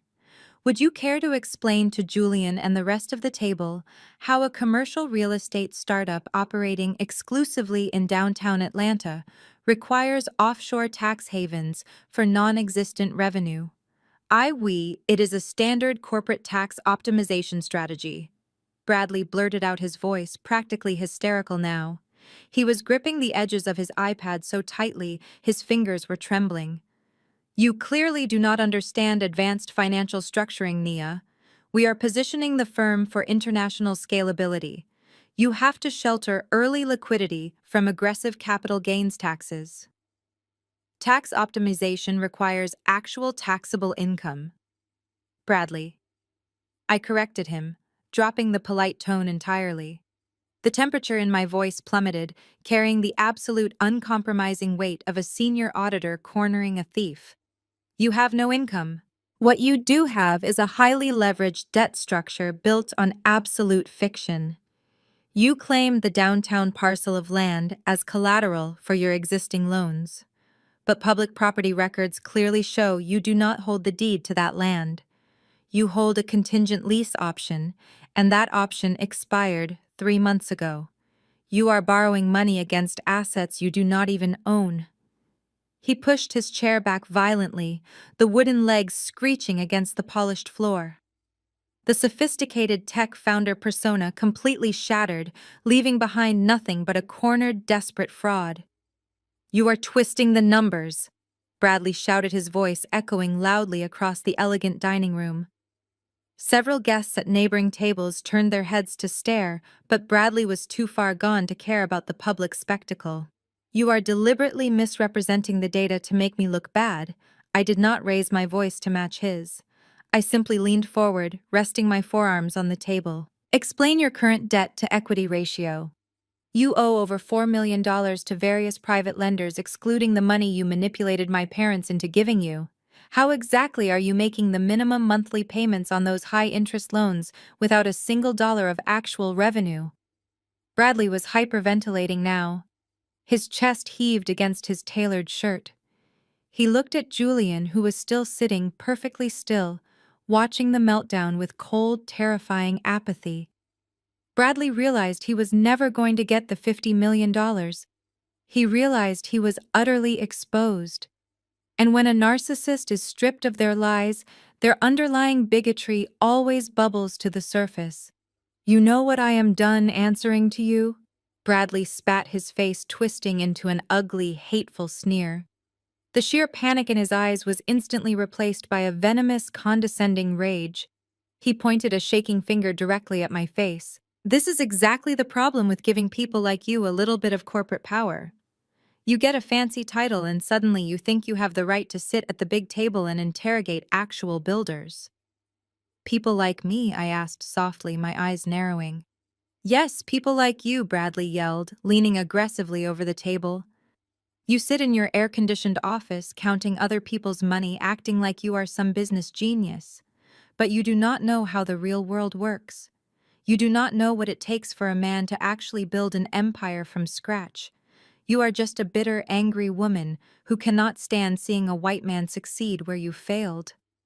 My mother gasped loudly, finally horrified by the monster she had blindly welcomed into her home. Chloe shrank back in her chair, covering her mouth with her trembling hands. Bradley was completely unhinged now, the racist and sexist undertones of his superiority complex fully unmasked. "You are trying to sabotage my funding because you are jealous. You are nothing but a glorified bean counter. Julian probably only gave you that partner title to fill a corporate diversity quota anyway. You are a diversity hire trying to ruin a legitimate businessman because you have a pathetic chip on your shoulder." The moment the words left his mouth, the atmosphere at the table shifted from tense to violently dangerous. Beside me, Julian went entirely rigid. The casual elegance he had maintained all evening vanished in a fraction of a second. His jaw clenched so hard a muscle feathered near his temple, and his dark eyes turned utterly lethal. He slowly placed his hands on the table, preparing to stand up and physically annihilate the man screaming at me. But I reached out and placed my hand firmly over Julian's wrist. Julian looked at me, the terrifying protective rage radiating off him in waves. I gave him a single subtle shake of my head. He did not need to fight this battle for me. I did not need a billionaire to protect me from a mediocre man throwing a temper tantrum. I squeezed Julian's wrist gently, feeling his muscles slowly relax as he deferred to my authority. I turned my attention back to Bradley, who was still panting heavily, looking bizarrely proud of his hateful outburst. He actually believed he had put me in my place. He believed he had reasserted the natural hierarchy. I looked at him with absolute clinical disgust. "A diversity hire." I repeated, my voice eerily calm, cutting through his heavy breathing like a scalpel. "That is a fascinating theory, Bradley. But here is the reality. I did not get my partnership because of a quota. I got my partnership because I designed the proprietary risk assessment algorithm that caught your massive embezzlement scheme in exactly 4 seconds. I am the person who noticed that you were using new investor capital to pay off the interest on your early loans. Do you know the legal definition of that specific financial maneuver?" Bradley stared at me, the hateful sneer slowly melting off his face as my words registered. "It is called a Ponzi scheme," I said, articulating every single syllable with lethal precision. "You are not a builder. You are not a tech founder. You are a common thief running a textbook pyramid scheme.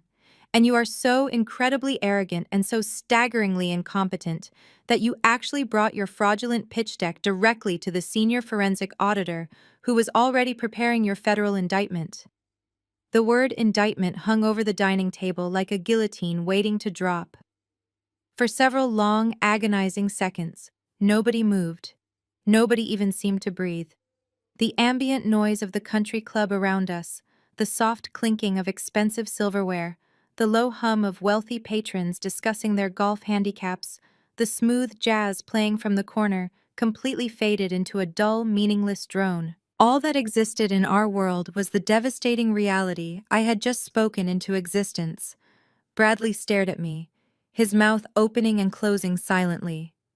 The venomous, racist bravado he had wielded just moments ago evaporated entirely, leaving behind a hollow, terrified shell. His eyes darted wildly from my impassive face to Julian's stone-cold expression, desperately searching for a microscopic hint that this was all an elaborate, cruel prank. He wanted to believe that I was just a bitter sister-in-law lashing out. He desperately needed me to be the jealous, incompetent woman he had just screamed at. "You are bluffing," Bradley finally choked out. His voice was no longer a confident shout. It was a pathetic, high-pitched wheeze that barely made it past his throat. "Federal indictment. You are literally making things up because you are angry I called you out. You do not have the authority to trigger a federal investigation." My father suddenly found his voice. He reached across the table, his hand trembling so violently he knocked over his crystal water goblet.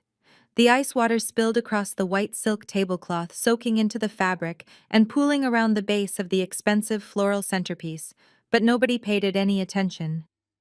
"Nia, what exactly are you saying?" My father demanded, his voice cracking with pure terror. The authoritarian patriarch had completely vanished, replaced by an aging man staring down the barrel of total financial ruin. "What do you mean, a pyramid scheme? What about our bridge loan? What about the $2 million? She is lying." "Marcus," my mother snapped, though her voice was shaking just as badly as his hands. She turned her panicked, wide eyes to Bradley, practically begging him to validate her desperate denial. "Tell him, Bradley. Tell him she is just being a jealous, spiteful little girl. She does not know anything about your business. She just wants to ruin Chloe's big night because she is miserable. Tell us she is lying." Bradley grabbed onto my mother's desperation like a drowning man clutching a piece of floating debris. He swallowed hard, planting both of his hands firmly on the table in an attempt to stop them from shaking. He pushed his chest out, trying to summon one last surge of aggressive authority, but the sweat pouring down his face completely betrayed him. "Exactly," Bradley shouted, though his voice cracked humiliatingly on the first syllable. "She is lying. She is a low-level corporate drone trying to play God to impress her boss. Show me the proof, Nia. If I am running a Ponzi scheme, show me the paperwork. You cannot just sit there and throw around words like embezzlement and indictment without hard evidence. You are bluffing to save face. You have absolutely nothing." I did not blink. I did not raise my voice to match his frantic yelling. I simply let him scream himself hoarse. I watched the sweat drip from his chin and stain the crisp white collar of his custom-tailored shirt. I watched Chloe bury her face in her hands, her shoulders shaking violently as silent sobs racked her body. She knew. Even through her deep layers of profound denial, the golden child finally knew her perfect life was an absolute fabrication. When Bradley finally ran out of breath, leaving only the sound of his ragged, uneven panting echoing over the table, I leaned back in my chair. The psychological game had reached its absolute breaking point. He had demanded proof. He had demanded to see the paper trail that would permanently destroy his life. I raised my right hand just a few inches off the table. I looked directly into Bradley's bloodshot, terrified eyes, and I snapped my fingers lightly. It was a soft, sharp sound, but it triggered an immediate, devastating response. Beside me, Julian did not say a single word. He did not need to. The billionaire smoothly reached inside the breast pocket of his bespoke midnight blue jacket. His movements were slow, deliberate, and chillingly precise. Every single pair of eyes at the table tracked his hand as he pulled out a thick, heavy manila folder. It was bound tightly with thick rubber bands, its edges slightly worn from weeks of rigorous, relentless analysis by my forensic team. Julian held the folder in the air for a fraction of a second, letting the sheer weight of its existence fully register in Bradley's decaying mind. Then, with a casual flick of his wrist, Julian tossed the heavy file directly into the center of the dining table. It landed with a loud, authoritative thud. It hit the table right on top of the spilled ice water, narrowly missing Bradley's ridiculous silver iPad and its fake architectural renderings. Stamped across the front of the folder in bold, unapologetic red ink were the words, "Pierce Holdings Confidential Forensic Audit." The blood completely drained from Bradley's face. He stared at the folder as if it were a live explosive device resting next to his dinner plate. My father let out a low, agonizing groan, covering his mouth with a trembling hand. My mother stared at the red ink, her frantic denial finally shattering into a million sharp, undeniable pieces. The physical presence of that folder changed the entire atmosphere of the room. It was no longer a war of words. It was no longer a family argument over dinner. It was raw, weaponized data. It was bank statements, wire transfers, and subpoenaed records. It was the undeniable truth sitting right there under the warm glow of the crystal chandeliers. I leaned forward, resting my forearms on the edge of the table. I looked at the man who had confidently told me I had a poverty mindset. I looked at the man who had promised to pull me out of my miserable life for a $50,000 fee. "I do not bluff, Bradley," I said, my voice dropping to a smooth, lethal whisper that carried perfectly across the dead silence of the table. "I personally conducted a comprehensive forensic audit of your company last month. And guess what I found?" I reached out and slowly untwisted the thick rubber bands holding the file together. The sharp snap of the elastic echoed loudly in the paralyzed dining room. I flipped open the heavy manila cover, revealing hundreds of pages of pristine, meticulously highlighted financial documents. Bank statements, wire transfer receipts, subpoenaed emails, and offshore account registries, all stacked in perfect, undeniable order. I slid the first thick stack of papers across the white silk tablecloth, stopping it directly in front of my father's plate. "Look at the highlighted columns, Dad," I instructed, my voice devoid of any pity or hesitation. "Follow the money. The $2 million you and Mom wired into his holding company on the 4th of this month did not go toward zoning permits. It did not go toward construction costs or architectural renderings." My father stared down at the documents. His hands were shaking so violently he could barely put his reading glasses on. He leaned over the paper, his eyes frantically scanning the numbers I had marked in bright yellow ink. "Within 24 hours of your wire transfer clearing," I continued, making sure my voice carried to every person sitting at the table, $1.2 million of your retirement fund was immediately distributed to 5 different private investors. These were early-stage investors who had been actively threatening to sue Bradley for breach of contract and fraud. You did not buy equity in a skyscraper, Dad. You paid off his angry creditors to keep him out of federal prison for another 30 days. My father let out a sound that was half gasp and half sob. He slumped back in his chair, the papers slipping from his trembling fingers. "No," he whispered, shaking his head. "No." Bradley said the money was for the escrow accounts. He showed us the escrow paperwork. I reached into the folder and pulled out another sheet. I slid it over the table. "The escrow paperwork was completely forged," I stated plainly. "He downloaded a template from the internet and photoshopped the bank logos. My team verified it directly with the bank manager. The account number he gave you does not even exist." My mother let out a high-pitched, hysterical whine, gripping the edge of the table as if the room were violently spinning. "Bradley," she cried out, her voice pleading and pathetic. "Bradley, tell her this is a mistake. Tell us you did not steal our money." Bradley just sat there, his head bowed, staring blankly at his lap. He looked like a deflated balloon. The confident, wealthy real estate developer was entirely gone. He could not even look his mother-in-law in the eye. His silence was the loudest, most devastating confession possible. "But the embezzlement is only the first layer of the rot," I said, turning my attention away from my shattered parents and focusing directly on my sister. Chloe was sitting perfectly rigid, her knuckles white, as she gripped her expensive silk napkin. Her eyes were wide with a terror she could no longer hide behind her arrogant golden child facade. "Your husband loves to brag about the lifestyle he provides for you, Chloe," I said, keeping my tone deadly calm. "He loves to show off his wealth. That brand new Range Rover you drove here tonight, the custom Porsche he bought you for your birthday last month. He told everyone they were paid in full from his massive commercial real estate profits." I pulled a thick stack of vehicle registration documents and loan agreements from the file and tossed them onto the table. "Those vehicles are not paid off," I revealed, watching the remaining color drain from her face. "In fact, They are registered as heavy commercial construction equipment under one of his fake shell companies. And the exorbitant monthly lease payments for those luxury cars are being automatically drafted directly from the remaining balance of Mom and Dad's bridge loan. Every time you drive that Porsche, you are literally burning through the money our parents saved for their old age. No, Chloe whispered, her voice trembling violently. She turned to Bradley, her eyes filling with frantic, panicked tears. Bradley, what is she talking about? You told me the Porsche was a cash gift. You told me business was booming. Bradley squeezed his eyes shut, letting out a pathetic whimper, but he still refused to speak. Business is booming, I corrected her sharply. Just not the real estate business.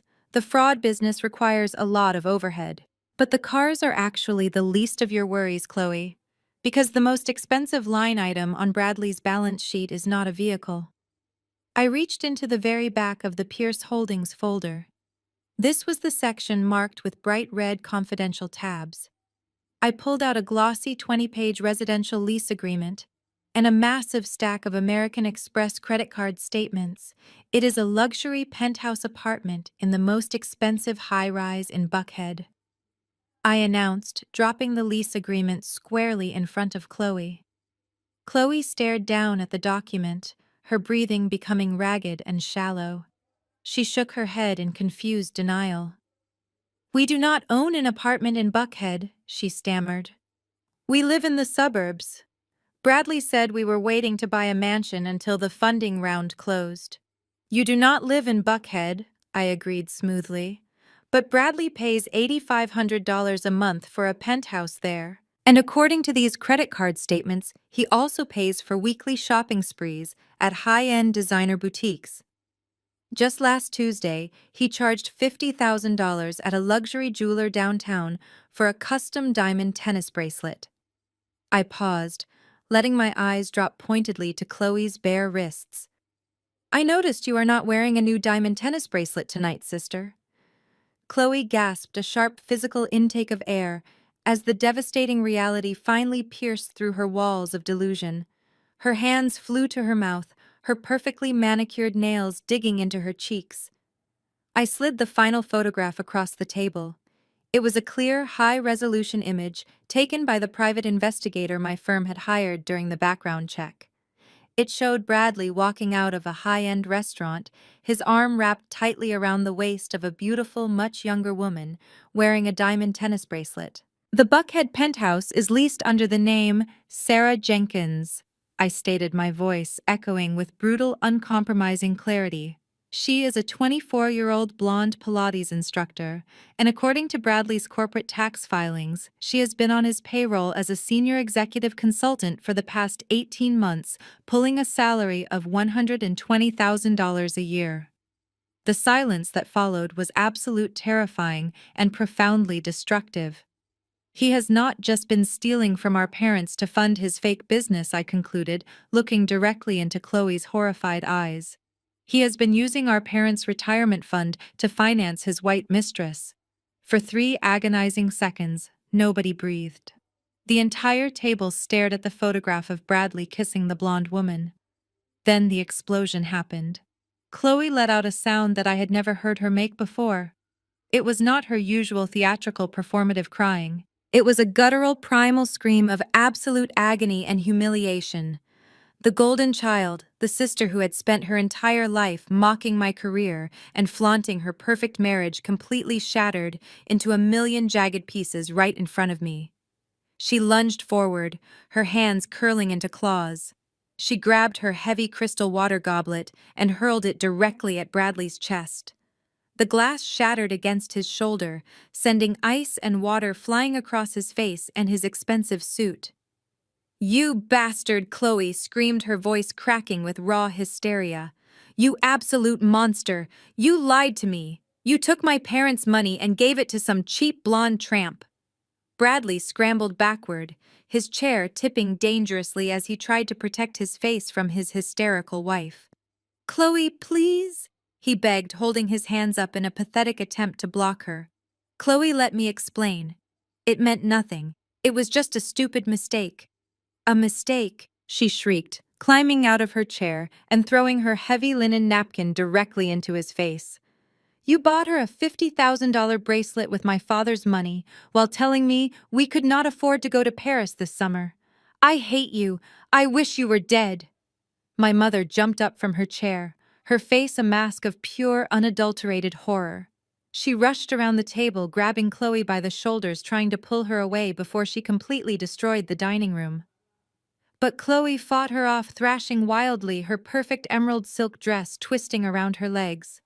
Her flawless makeup was completely ruined, dark streaks of mascara running down her cheeks as she sobbed uncontrollably. My father remained frozen in his seat. He looked at the shattered glass on the floor, the ruined dinner, the screaming women, and the crying, pathetic man he had trusted with his life savings. The patriarch of the family looked incredibly small, aged by 10 years in a matter of minutes. He put his head in his hands and began to weep silently. I sat back in my chair watching the chaotic, hysterical wreckage of my family. I did not feel a single ounce of guilt. I did not feel pity. I felt the cold, satisfying weight of justice finally balancing the scales. Beside me, Julian calmly picked up his glass of sparkling water, took a slow sip, and watched the destruction with the detached interest of a man watching a predictable storm finally roll in. The hysterical sounds of my sister weeping and the pathetic apologies tumbling from Bradley's mouth became nothing more than white noise. I turned my attention away from their shattered marriage and focused entirely on the other side of the table. My parents were sitting exactly where they had been since the folder landed, but they looked entirely hollowed out. The arrogant, status-obsessed couple who had spent my entire life belittling my achievements had been completely broken by a single stack of paper. But the audit was not over. I reached back into the thick manila folder. There was one final section I had not yet presented. "We are not quite finished," I announced, my voice easily slicing through the chaotic sounds of the dining room. "Mom, Dad, I need you to look at me." My father slowly raised his head. His eyes were red and watery, his face completely devoid of the authoritarian pride he had worn like armor for decades. My mother looked up a second later, her hands still trembling violently in her lap. They looked at me with a desperate, pleading vulnerability. For the first time in my entire 32 years of life, they were not looking at me as their disappointing scapegoat. They were looking at me as their only remaining lifeline. I slid a thick, heavily stapled packet of bank statements across the white silk tablecloth. I pushed it directly into the center of my father's placemat, right next to his spilled water glass. "You thought you were investing in a massive commercial real estate empire," I said, keeping my tone strictly analytical. "You thought you were securing generational wealth and elevating our family to the absolute highest tier of Atlanta society. You gave him $2 million of your hard-earned equity because he promised to double it. I need you to look at page 3 of that statement and see exactly how your golden son-in-law attempted to double your money." My father reached out with shaking hands and turned to the third page. His eyes scanned the highlighted columns, but his expression remained blank. He was a man who understood traditional banking and steady suburban savings accounts. The terminology on the paper in front of him clearly made absolutely no sense to his traditional mind. "What is this?" my father rasped, squinting at the black ink. "What is Binance? What does FTX mean? Are these international real estate holding companies?" "They are cryptocurrency exchanges," I answered smoothly. "Bradley did not use your retirement fund to secure land permits or hire construction crews. When the massive debts from his Ponzi scheme started catching up to him, he panicked.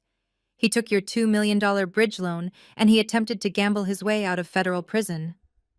My mother let out a sharp, breathless gasp. "Gamble," she repeated, the word sounding completely foreign on her tongue. I nodded, tapping a sharp fingernail against the edge of the table. "He wired hundreds of thousands of dollars into unregulated offshore crypto exchanges. He was desperately day trading highly volatile digital assets, chasing a miraculous return to cover the millions he had already stolen. When the crypto market crashed and he lost over $600,000 of your money in a single afternoon, he completely lost his mind. He resorted to physical gambling. I pointed to the bottom half of the page my father was holding. Look at the transaction history from last weekend, Dad. While you and Mom were bragging to your friends at the country club about your brilliant real estate developer's son-in-law, Bradley was occupying a high roller suite in Las Vegas. My father's eyes dropped to the highlighted rows. His jaw went completely slack. He withdrew $400,000 in cash advances directly on the floor of the Bellagio casino. I stated, my voice echoing with brutal clarity. He spent 36 straight hours at the high-stakes baccarat tables. He was blindly throwing $100,000 chips onto the felt, desperately praying for a winning streak that never came. He lost every single cent. He drank expensive champagne, he tipped the dealers with your retirement money, and he walked out of that casino with absolutely nothing. No! My father groaned, a sound of such profound, agonizing despair that it actually made a few guests at the neighboring tables pause their conversations. He dropped the bank statement onto his plate as if it had physically burned his fingers. $2 million. It is all gone. Everything I worked my entire life to build. It is just gone. My mother began to shake her head rapidly, her meticulously styled hair coming undone. "This cannot be happening," she whimpered, her voice rising in pitch until it was nearly a scream. "Bradley, you promised us. You sat in our living room and swore on your life that the money was safe. You told us it was sitting in an untouchable escrow account." Bradley did not answer her. He was still cowering away from Chloe, completely covered in ice water and shame. He had absolutely no lies left to tell. The staggering magnitude of his incompetence was fully exposed. He was not a criminal mastermind. He was just a pathetic, desperate man who had played God with my parents' lives and lost entirely. But I am afraid the gambling losses are only the secondary consequence of your blind loyalty. I continued, refusing to let them look away from the wreckage they had actively helped create. I reached into my briefcase one last time. I pulled out a single crisp sheet of heavy legal paper. It was not a bank statement. It was an official court document stamped and notarized in thick black ink. I placed it gently on the table and pushed it toward my mother. "You remortgaged the house to give him that money," I said softly. "The house you have lived in for 30 years. The house you always told me I was not good enough to inherit." My mother stared at the legal document, her eyes wide with a fresh, paralyzing terror. "What is this, Nia? What does this mean? Did you actually read the fine print of the loan documents Bradley brokered for you?" I asked, leaning back in my chair. Because he did not just take a standard home equity line of credit. He structured a predatory high-interest balloon mortgage to get the absolute maximum amount of cash up front. He forged the secondary income verification documents using his own fake shell companies as guarantors. My father squeezed his eyes shut, tears finally spilling over his eyelashes and running down his wrinkled cheeks. "The monthly payments," he whispered. "The payments were astronomical. Bradley said he was setting up an automatic draft to cover them. He promised we would never have to pay a single dime out of pocket. And he lied," I confirmed effortlessly. "He never made a single payment. The loan went into default 45 days ago." The bank immediately triggered the acceleration clause. I pointed to the bold black letters at the top of the page. "That is a formal notice of default, Mom. Your massive, beautiful house in the affluent suburbs, the manicured lawn, the heated swimming pool, the perfect brick facade you used to judge everyone else around you, it is entirely gone. Your property is on the bank's active foreclosure list." The silence that hit the table was absolute.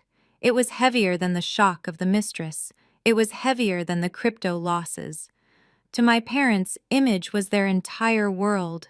Their home was their fortress of superiority. It was the physical proof that they were better than their neighbors, better than their extended family, and certainly better than me. "The sheriff will be arriving to post the eviction notice on your front door by next Tuesday." I concluded, my voice entirely devoid of emotion. Your neighbors will watch you carry your belongings out in cardboard boxes. Your friends at the country club will see the bank auction signs on your front lawn. You have absolutely nothing left. My mother stared at the foreclosure notice. Her breathing became incredibly rapid, shallow little gasps of air that barely filled her lungs. She looked at the destroyed dining table. She looked at Chloe, who was rocking back and forth in her chair, weeping uncontrollably. She looked at Bradley, the white savior she had worshipped, now reduced to a shivering, pathetic fraud. Then she looked at me. She saw the absolute uncompromising coldness in my eyes. She saw that I was not going to save her. I was not going to write a check to stop the bank. I was not going to beg Julian to bail them out. I was simply watching the consequences of their own toxic behavior finally crush them. My mother decided to play her final desperate card. She reverted to the exact same manipulative tactic she had used my entire childhood whenever she was losing an argument. She placed the back of her hand against her forehead, let out a loud theatrical gasp, and allowed her eyes to roll back into her head. With a dramatic, perfectly calculated sigh, Brenda went completely limp. She slid sideways off her dining chair, clearly expecting someone to lunge forward and break her fall. She expected my father to catch her. She expected me to scream for a doctor. She expected Julian to rush to her aid. Nobody moved. My father was too paralyzed by his own despair to even notice she was falling. Chloe was entirely consumed by her own catastrophic heartbreak. Bradley was frozen in fear, and Julian and I simply watched. My mother hit the thick dining room carpet with a heavy, ungraceful thud. The impact was louder than she had probably anticipated. She lay there on the floor, her expensive pearl necklace tangled around her neck, her designer dress bunched up around her knees. For a long, humiliating moment, she kept her eyes squeezed shut, waiting for the frantic rush of concern that she felt she was owed. But the concern never came. The silence stretched out thick and unforgiving. I sat at the head of the table, cutting another piece of my steak, perfectly content to let her lay in the mess she had created. The sight of my mother lying completely motionless on the dining room floor should have been the moment the entire party stopped. It should have been the moment someone called for an ambulance, or at the very least rushed to her side to offer comfort. But the devastating reality of the financial ruin I had just exposed was far too massive to be overshadowed by one of her classic theatrical performances. She opened one eye a fraction of an inch, realized absolutely no one was rushing to save her, and let out a pathetic trembling sob into the expensive carpet. Bradley was no longer looking at my mother. He was no longer looking at Chloe, who was still weeping into her hands, completely shattered by the revelation of his mistress. Bradley was staring directly at me. His chest heaved violently under his soaked, water-stained shirt.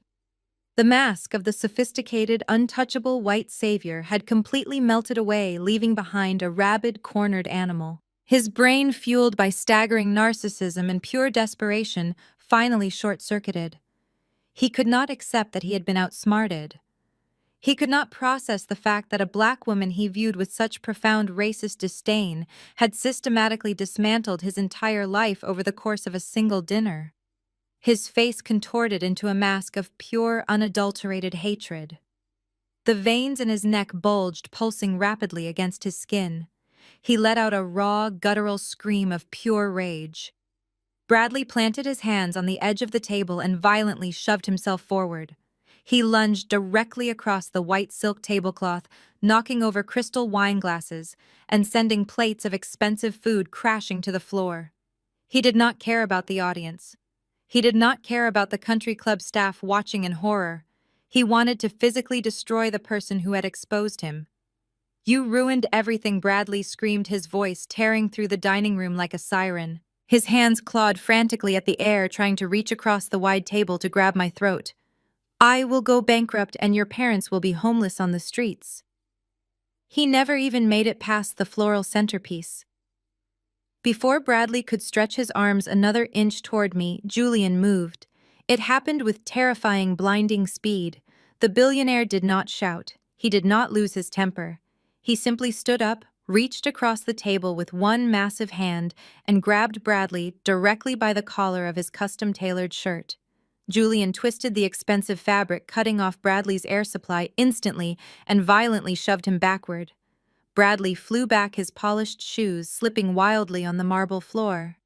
He crashed hard into his own wooden dining chair, the force of the impact sending both him and the chair toppling backward. He hit the ground with a sickening thud, gasping for air, his arms flailing as he tried to untangle himself from the ruined furniture. Julian stood perfectly straight, smoothing his midnight blue suit jacket with absolute terrifying calm. He looked down at Bradley writhing on the floor, his dark eyes radiating a lethal warning. "If you ever try to move toward her again," Julian said, his voice a low, vibrating growl that sent chills through the entire room, "I will ensure that bankruptcy is the absolute least of your problems." The dining room fell into a stunned, breathless silence.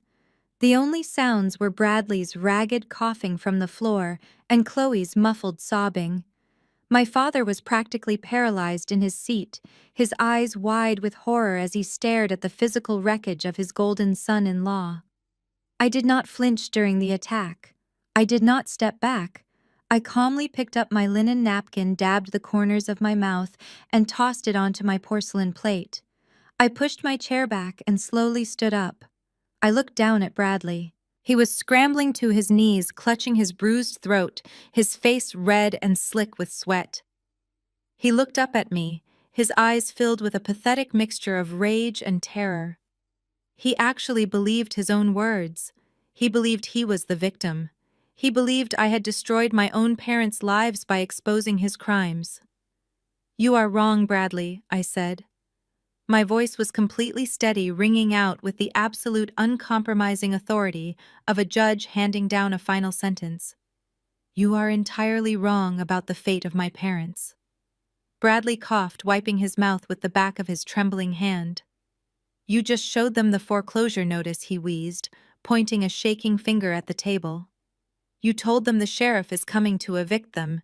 You did this to them. You took away their house just to prove a point to me." I slowly walked around the edge of the dining table, my leather heels clicking sharply against the marble floor. I stopped right in front of where my father was sitting. Marcus was staring up at me, his face pale and hollow, waiting for the final blow that would completely end his life as he knew it. My mother finally sat up from the floor, her fake fainting spell entirely forgotten as she listened to my words. "I did show them a notice of default," I clarified, keeping my eyes locked on Bradley. "But I never said the bank was going to foreclose on this family. I said the house was on the active foreclosure list. There is a massive legal distinction between those two realities." I reached back onto the table, picked up the official legal document, and held it in the air. "When my forensic team uncovered your massive embezzlement operation 3 weeks ago," I explained, articulating every single syllable with lethal precision. "I did not just find the offshore accounts and the fake construction permits. I found the original loan documents you forced my parents to sign. And because I am a senior auditor who actually reads the fine print, I noticed something incredibly interesting on the final page of the mortgage agreement." Bradley froze.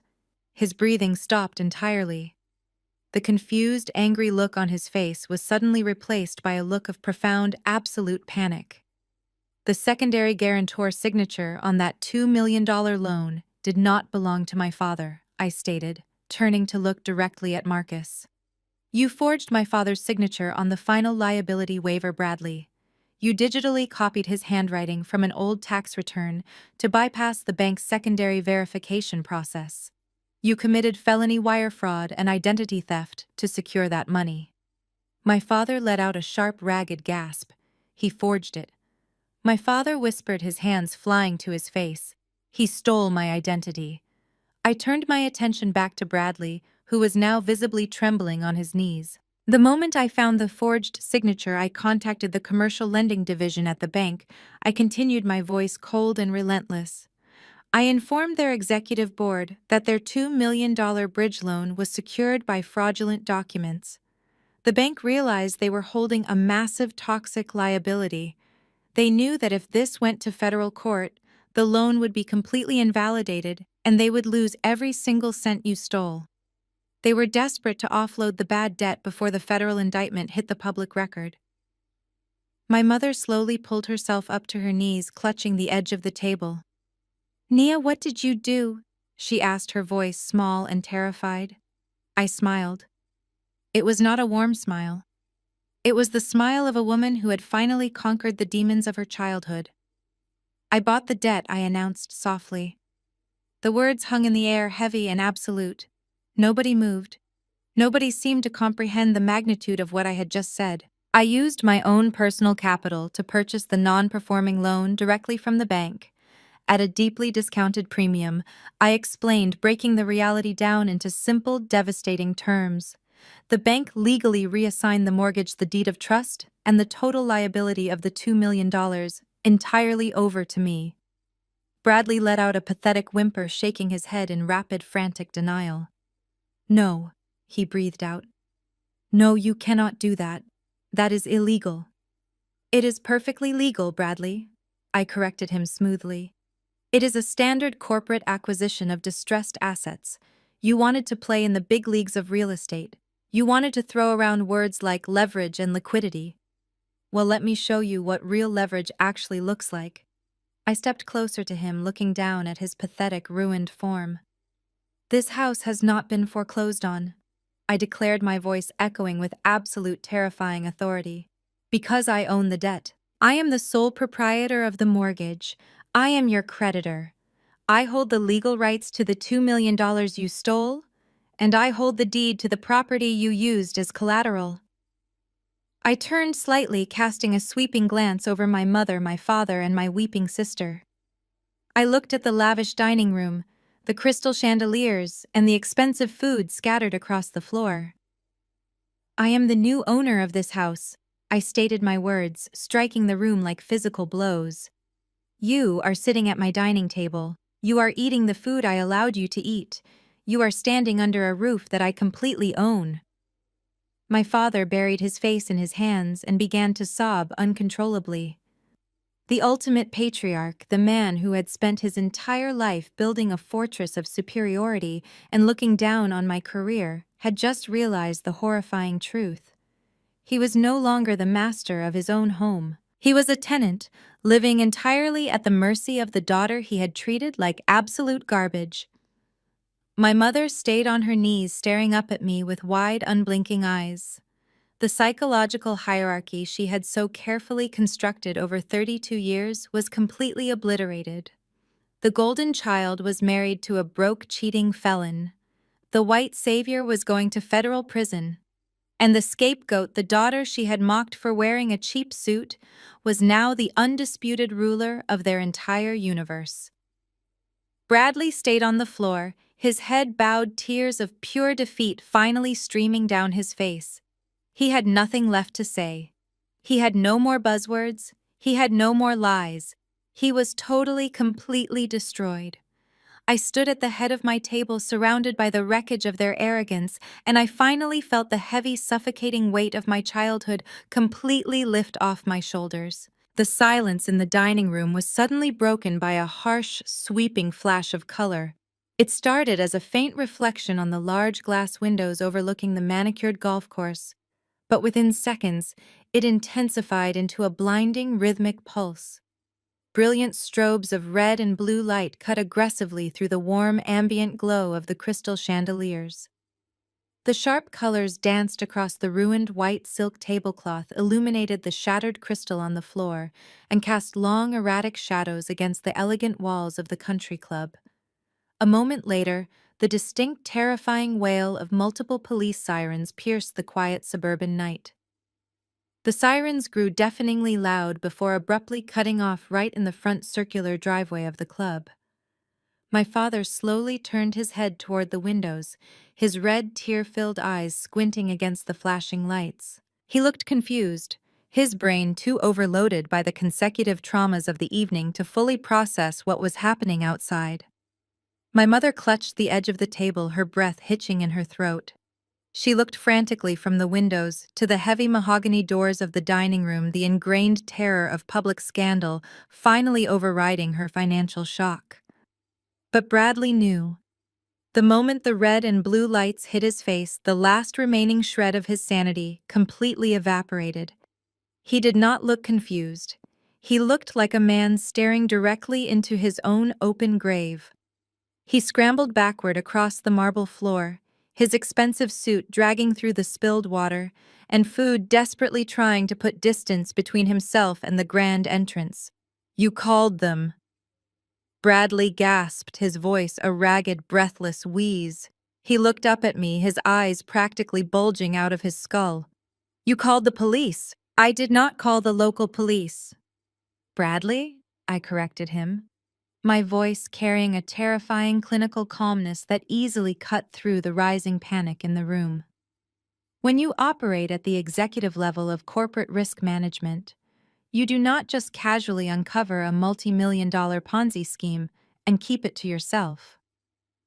As a senior partner and a certified forensic auditor, I am a mandatory reporter for financial crimes. I took a slow, deliberate step toward him. The flashing lights outside cast my shadow directly over his trembling body. I submitted the full, unredacted contents of that manila folder to the Securities and Exchange Commission and the White-Collar Crime Division of the FBI at 8 o'clock this morning, I stated. They have spent the entire day verifying the offshore wire transfers and securing federal warrants for your arrest, the seizure of your fake shell companies, and the freezing of every single bank account associated with your name. The word FBI hit the room like a physical shockwave. Bradley let out a sound that I could only describe as the dying cry of a coward. It was a high-pitched, agonizing wail. He scrambled to his knees, ignoring the sharp pieces of broken glass digging into his expensive trousers. He crawled directly toward me, his hands clasped together in front of his chest in a posture of desperate, humiliating prayer. "Please, Nia, please." Bradley sobbed, the tears streaming freely down his flushed face, mixing with the sweat and the ice water. He threw his pride entirely away, begging for his life in front of the entire country club. "I will do anything. I will sign the company over to you. I will pay back every single cent I took from your parents. I will leave Chloe. I will walk away with nothing. Just call them off. Tell them you made a mistake. Tell them the audit was flawed.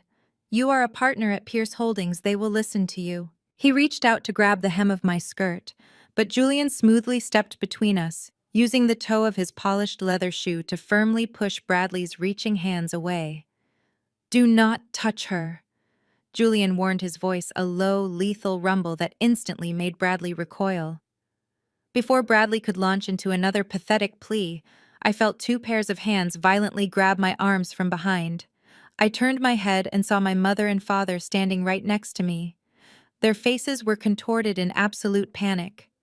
The reality of a federal arrest happening in the middle of their Ruby anniversary dinner had completely shattered their obsession with high society appearances.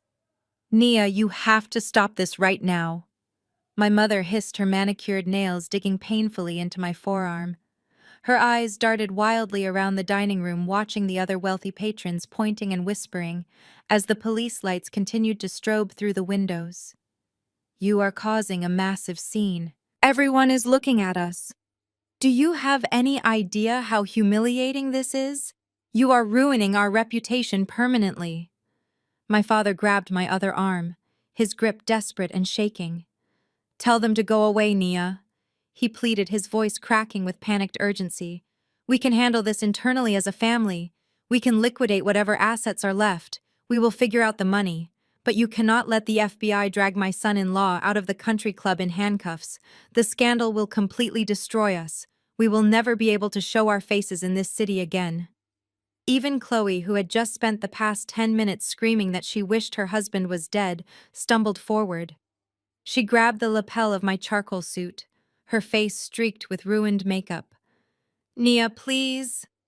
She sobbed completely, reverting to the helpless golden child demanding to be rescued. "He is a liar and a cheat, but he is my husband. He is family. You cannot send him to federal prison. What will my friends say? What will happen to my life? I looked at the three of them holding on to me. They had just lost their entire retirement fund. They had just found out their house was going into foreclosure. They had just learned that Bradley was spending their stolen money on a 24-year-old mistress. And yet their greatest concern, the thing that finally drove them to beg me for help, was the fear of what their wealthy friends would think. They were more terrified of losing their fake social status than they were of the man who had completely destroyed their future. I slowly and deliberately pulled my arms out of their frantic grips. I smoothed the lapels of my suit, stepping back to break the physical connection with them entirely. "You do not have a reputation left to protect," I told my parents, my voice ringing with absolute chilling finality. "You built your entire lives on the illusion of superiority, and you sacrificed me to maintain it. You chose a white savior over your own daughter. You chose the illusion of wealth over the truth. I am not stopping anything. This is the exact reality you fought so hard to protect. Now you get to live in it." As soon as the words left my mouth, the heavy double doors of the dining room were violently shoved open. The soft jazz music playing in the background was entirely drowned out by the heavy synchronized stomping of tactical boots on the polished marble floor. A dozen federal agents wearing dark suits and tactical vests, emblazoned with the bright yellow letters FBI, stormed into the elegant banquet hall. They moved with terrifying coordinated precision, completely ignoring the shocked gasps and screams of the wealthy country club patrons who frantically scrambled out of their way. The country club manager tried to jog alongside the lead agent, waving his hands nervously, but the agent simply flashed a gold badge and kept walking straight toward our table. Bradley Jenkins, the lead agent, barked, his authoritative voice echoing off the vaulted ceilings. Bradley did not try to run. He did not try to fight. He simply collapsed completely onto the floor, curling into a pathetic ball, sobbing so violently his entire body shook. He buried his face in his hands, perfectly aware that his life of luxury and unearned arrogance was permanently over. Two agents immediately converged on him. They did not show an ounce of hesitation or pity for his expensive suit. They grabbed Bradley by his arms, hauling him roughly to his feet.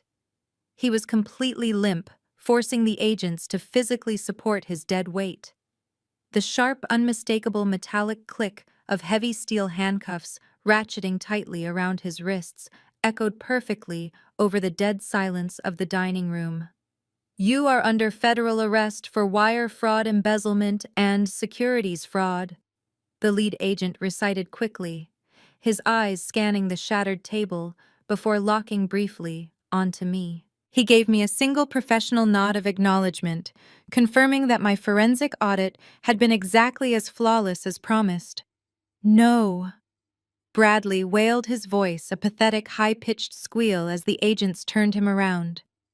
"Please, Marcus, Brenda, do something. Help me." My parents did not move. They stood frozen, watching the ultimate prize of their family tree being paraded through the center of the country club like a common criminal. The entire room of elite guests stood in absolute silence, watching the disgraced real estate developer being dragged out toward the flashing red and blue lights waiting in the driveway. The destruction was absolute, and the price had finally been paid. The heavy mahogany doors of the dining room swung shut behind the federal agents, cutting off the chaotic sound of Bradley sobbing in the hallway. The flashing red and blue lights outside slowly pulled away, leaving the banquet hall bathed once again in the warm, quiet glow of the crystal chandeliers. But the atmosphere inside the room was permanently altered. The wealthy country club patrons were staring at our table in stunned silence, their expensive dinners completely forgotten. My parents and my sister slowly turned to face me. The arrogant, untouchable facade they had maintained for decades was entirely gone. They looked like strangers, hollowed out and trembling. The massive financial safety net they had relied on, the unearned superiority they had weaponized against me my entire life, had all been violently stripped away in less than an hour. My father cleared his throat, his hands shaking as he gripped the back of his chair for physical support. Nia. He started, his voice barely a whisper. He could not look me in the eye. He stared at the shattered crystal and the spilled water on the floor. What happens now? We have absolutely nothing. Where are we supposed to go? I looked at the man who had allowed my mother to belittle me. The man who had handed his life savings to a con artist simply because the con artist was white and charismatic. I felt absolutely no sympathy. You are not going to be homeless, I said, my voice calm and perfectly level. I am going to allow you and Mom to remain in the house. My mother let out a loud, ragged sigh of relief, bringing her hands to her face. Oh, thank God, she wept. Thank you, Nia. I knew you would not let your own parents end up on the street. I knew you still loved us. Do not misunderstand me. I interrupted, my tone instantly freezing her tears. You are not staying there as the owners. You are staying there as my tenants. Tomorrow morning my lawyers will send over a standard residential lease agreement. You will pay me market rent on the first of every single month. You will cover the property taxes, the insurance, and the maintenance. If you miss a payment, or if you attempt to leverage my property for another one of your ridiculous social climbs, I will execute a legal eviction without a second thought. You have absolutely zero equity in that home. You live there entirely at my discretion. My parents stared at me, the brutal reality of their new existence washing over them. They were no longer the lords of their suburban manor. They were renters. They would have to look at the walls of that massive house every single day and know that it belonged to the daughter they had treated like a failure. It was a psychological prison of their own making, and I was handing them the keys. Chloe stepped forward, her ruined emerald silk dress rustling softly. She wiped her mascara-stained cheeks, looking at me with the desperate, entitled expectation she had used to navigate her entire life. Nia, what about me? Chloe asked, her lower lip trembling. Bradley is going to prison. The FBI is going to seize our bank accounts. I have nowhere to go. I cannot afford my lifestyle anymore. You have to let me move into the Buckhead apartment, or maybe you can set up a trust fund for me until I figure things out. I am your sister. You have to help me. I looked at the golden child. I looked at the woman who had laughed at me when I walked into the party alone. The woman who had spent her 20s mocking my long hours and my corporate wardrobe. Absolutely not, I replied, my voice devoid of any warmth. Chloe blinked, genuinely shocked. What do you mean? You just saved Mom and Dad. You have millions of dollars. You are a senior partner. You can easily afford to take care of me. I can afford it, I agreed smoothly. But I will not spend a single cent of my hard-earned money subsidizing your delusions. You spent your entire life believing that your looks and your manipulative charm entitled you to a free ride. You laughed at my ambition. You called me a walking spreadsheet. Well, it is time for you to learn how the real world works. I picked up my leather briefcase, snapping the brass clasps shut with a sharp, definitive click. You need to get a job, Chloe, I told her, holding her horrified gaze. You need to update your resume, buy a cheap suit, and figure out how to survive on your own. I am completely cutting you off. Do not call my phone asking for loans. Do not show up at my office crying. I am no longer playing a supporting role in your tragic little drama. Chloe opened her mouth to scream, her face contorting with fresh rage, but I simply turned my back on her. I had given them exactly what they deserved. I had balanced the ledger. There was nothing left for me in that room. Julian stepped forward, his tall, imposing frame easily shielding me from my family. He looked down at me, the cold, terrifying billionaire persona melting away, replaced by the warm, deeply supportive man I loved. He did not ask if I was okay. He knew I was. He simply extended his hand. I slipped my hand into his, feeling the strong, grounding warmth of his fingers interlocking with mine. We turned and walked together toward the grand double doors of the dining room. The sea of wealthy relatives and country club elites parted for us immediately, their eyes cast downward in absolute submission and fear. Nobody said a word. Nobody tried to stop us. We walked out of the banquet hall, out of the lavish foyer, and pushed through the heavy front doors into the cool, crisp night air. I took a deep breath, filling my lungs with the scent of pine and freedom. The chaotic screaming of my sister, echoing faintly from inside the building, faded away, entirely irrelevant to my future.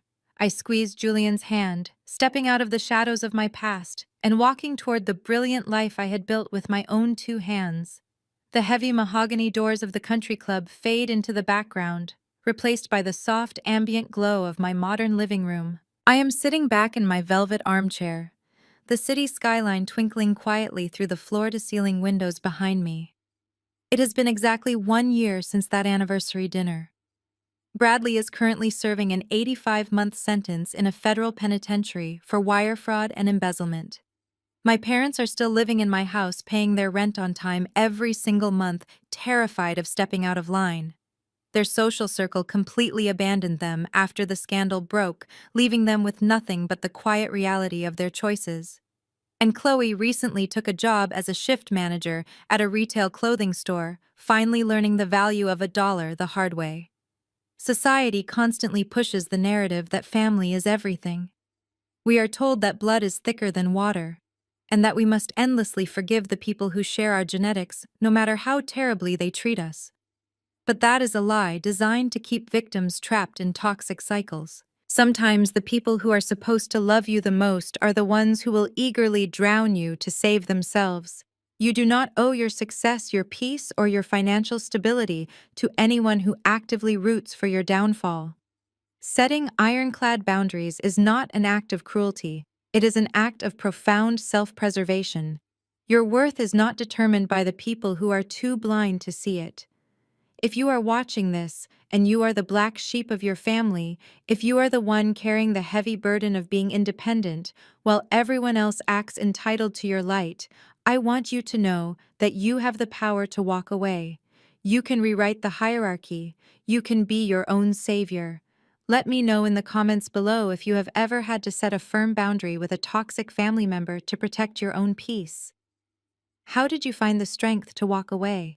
Please hit the like button, subscribe to the channel, and share this video with anyone who needs a reminder that their peace is non-negotiable. Thank you for listening to my story.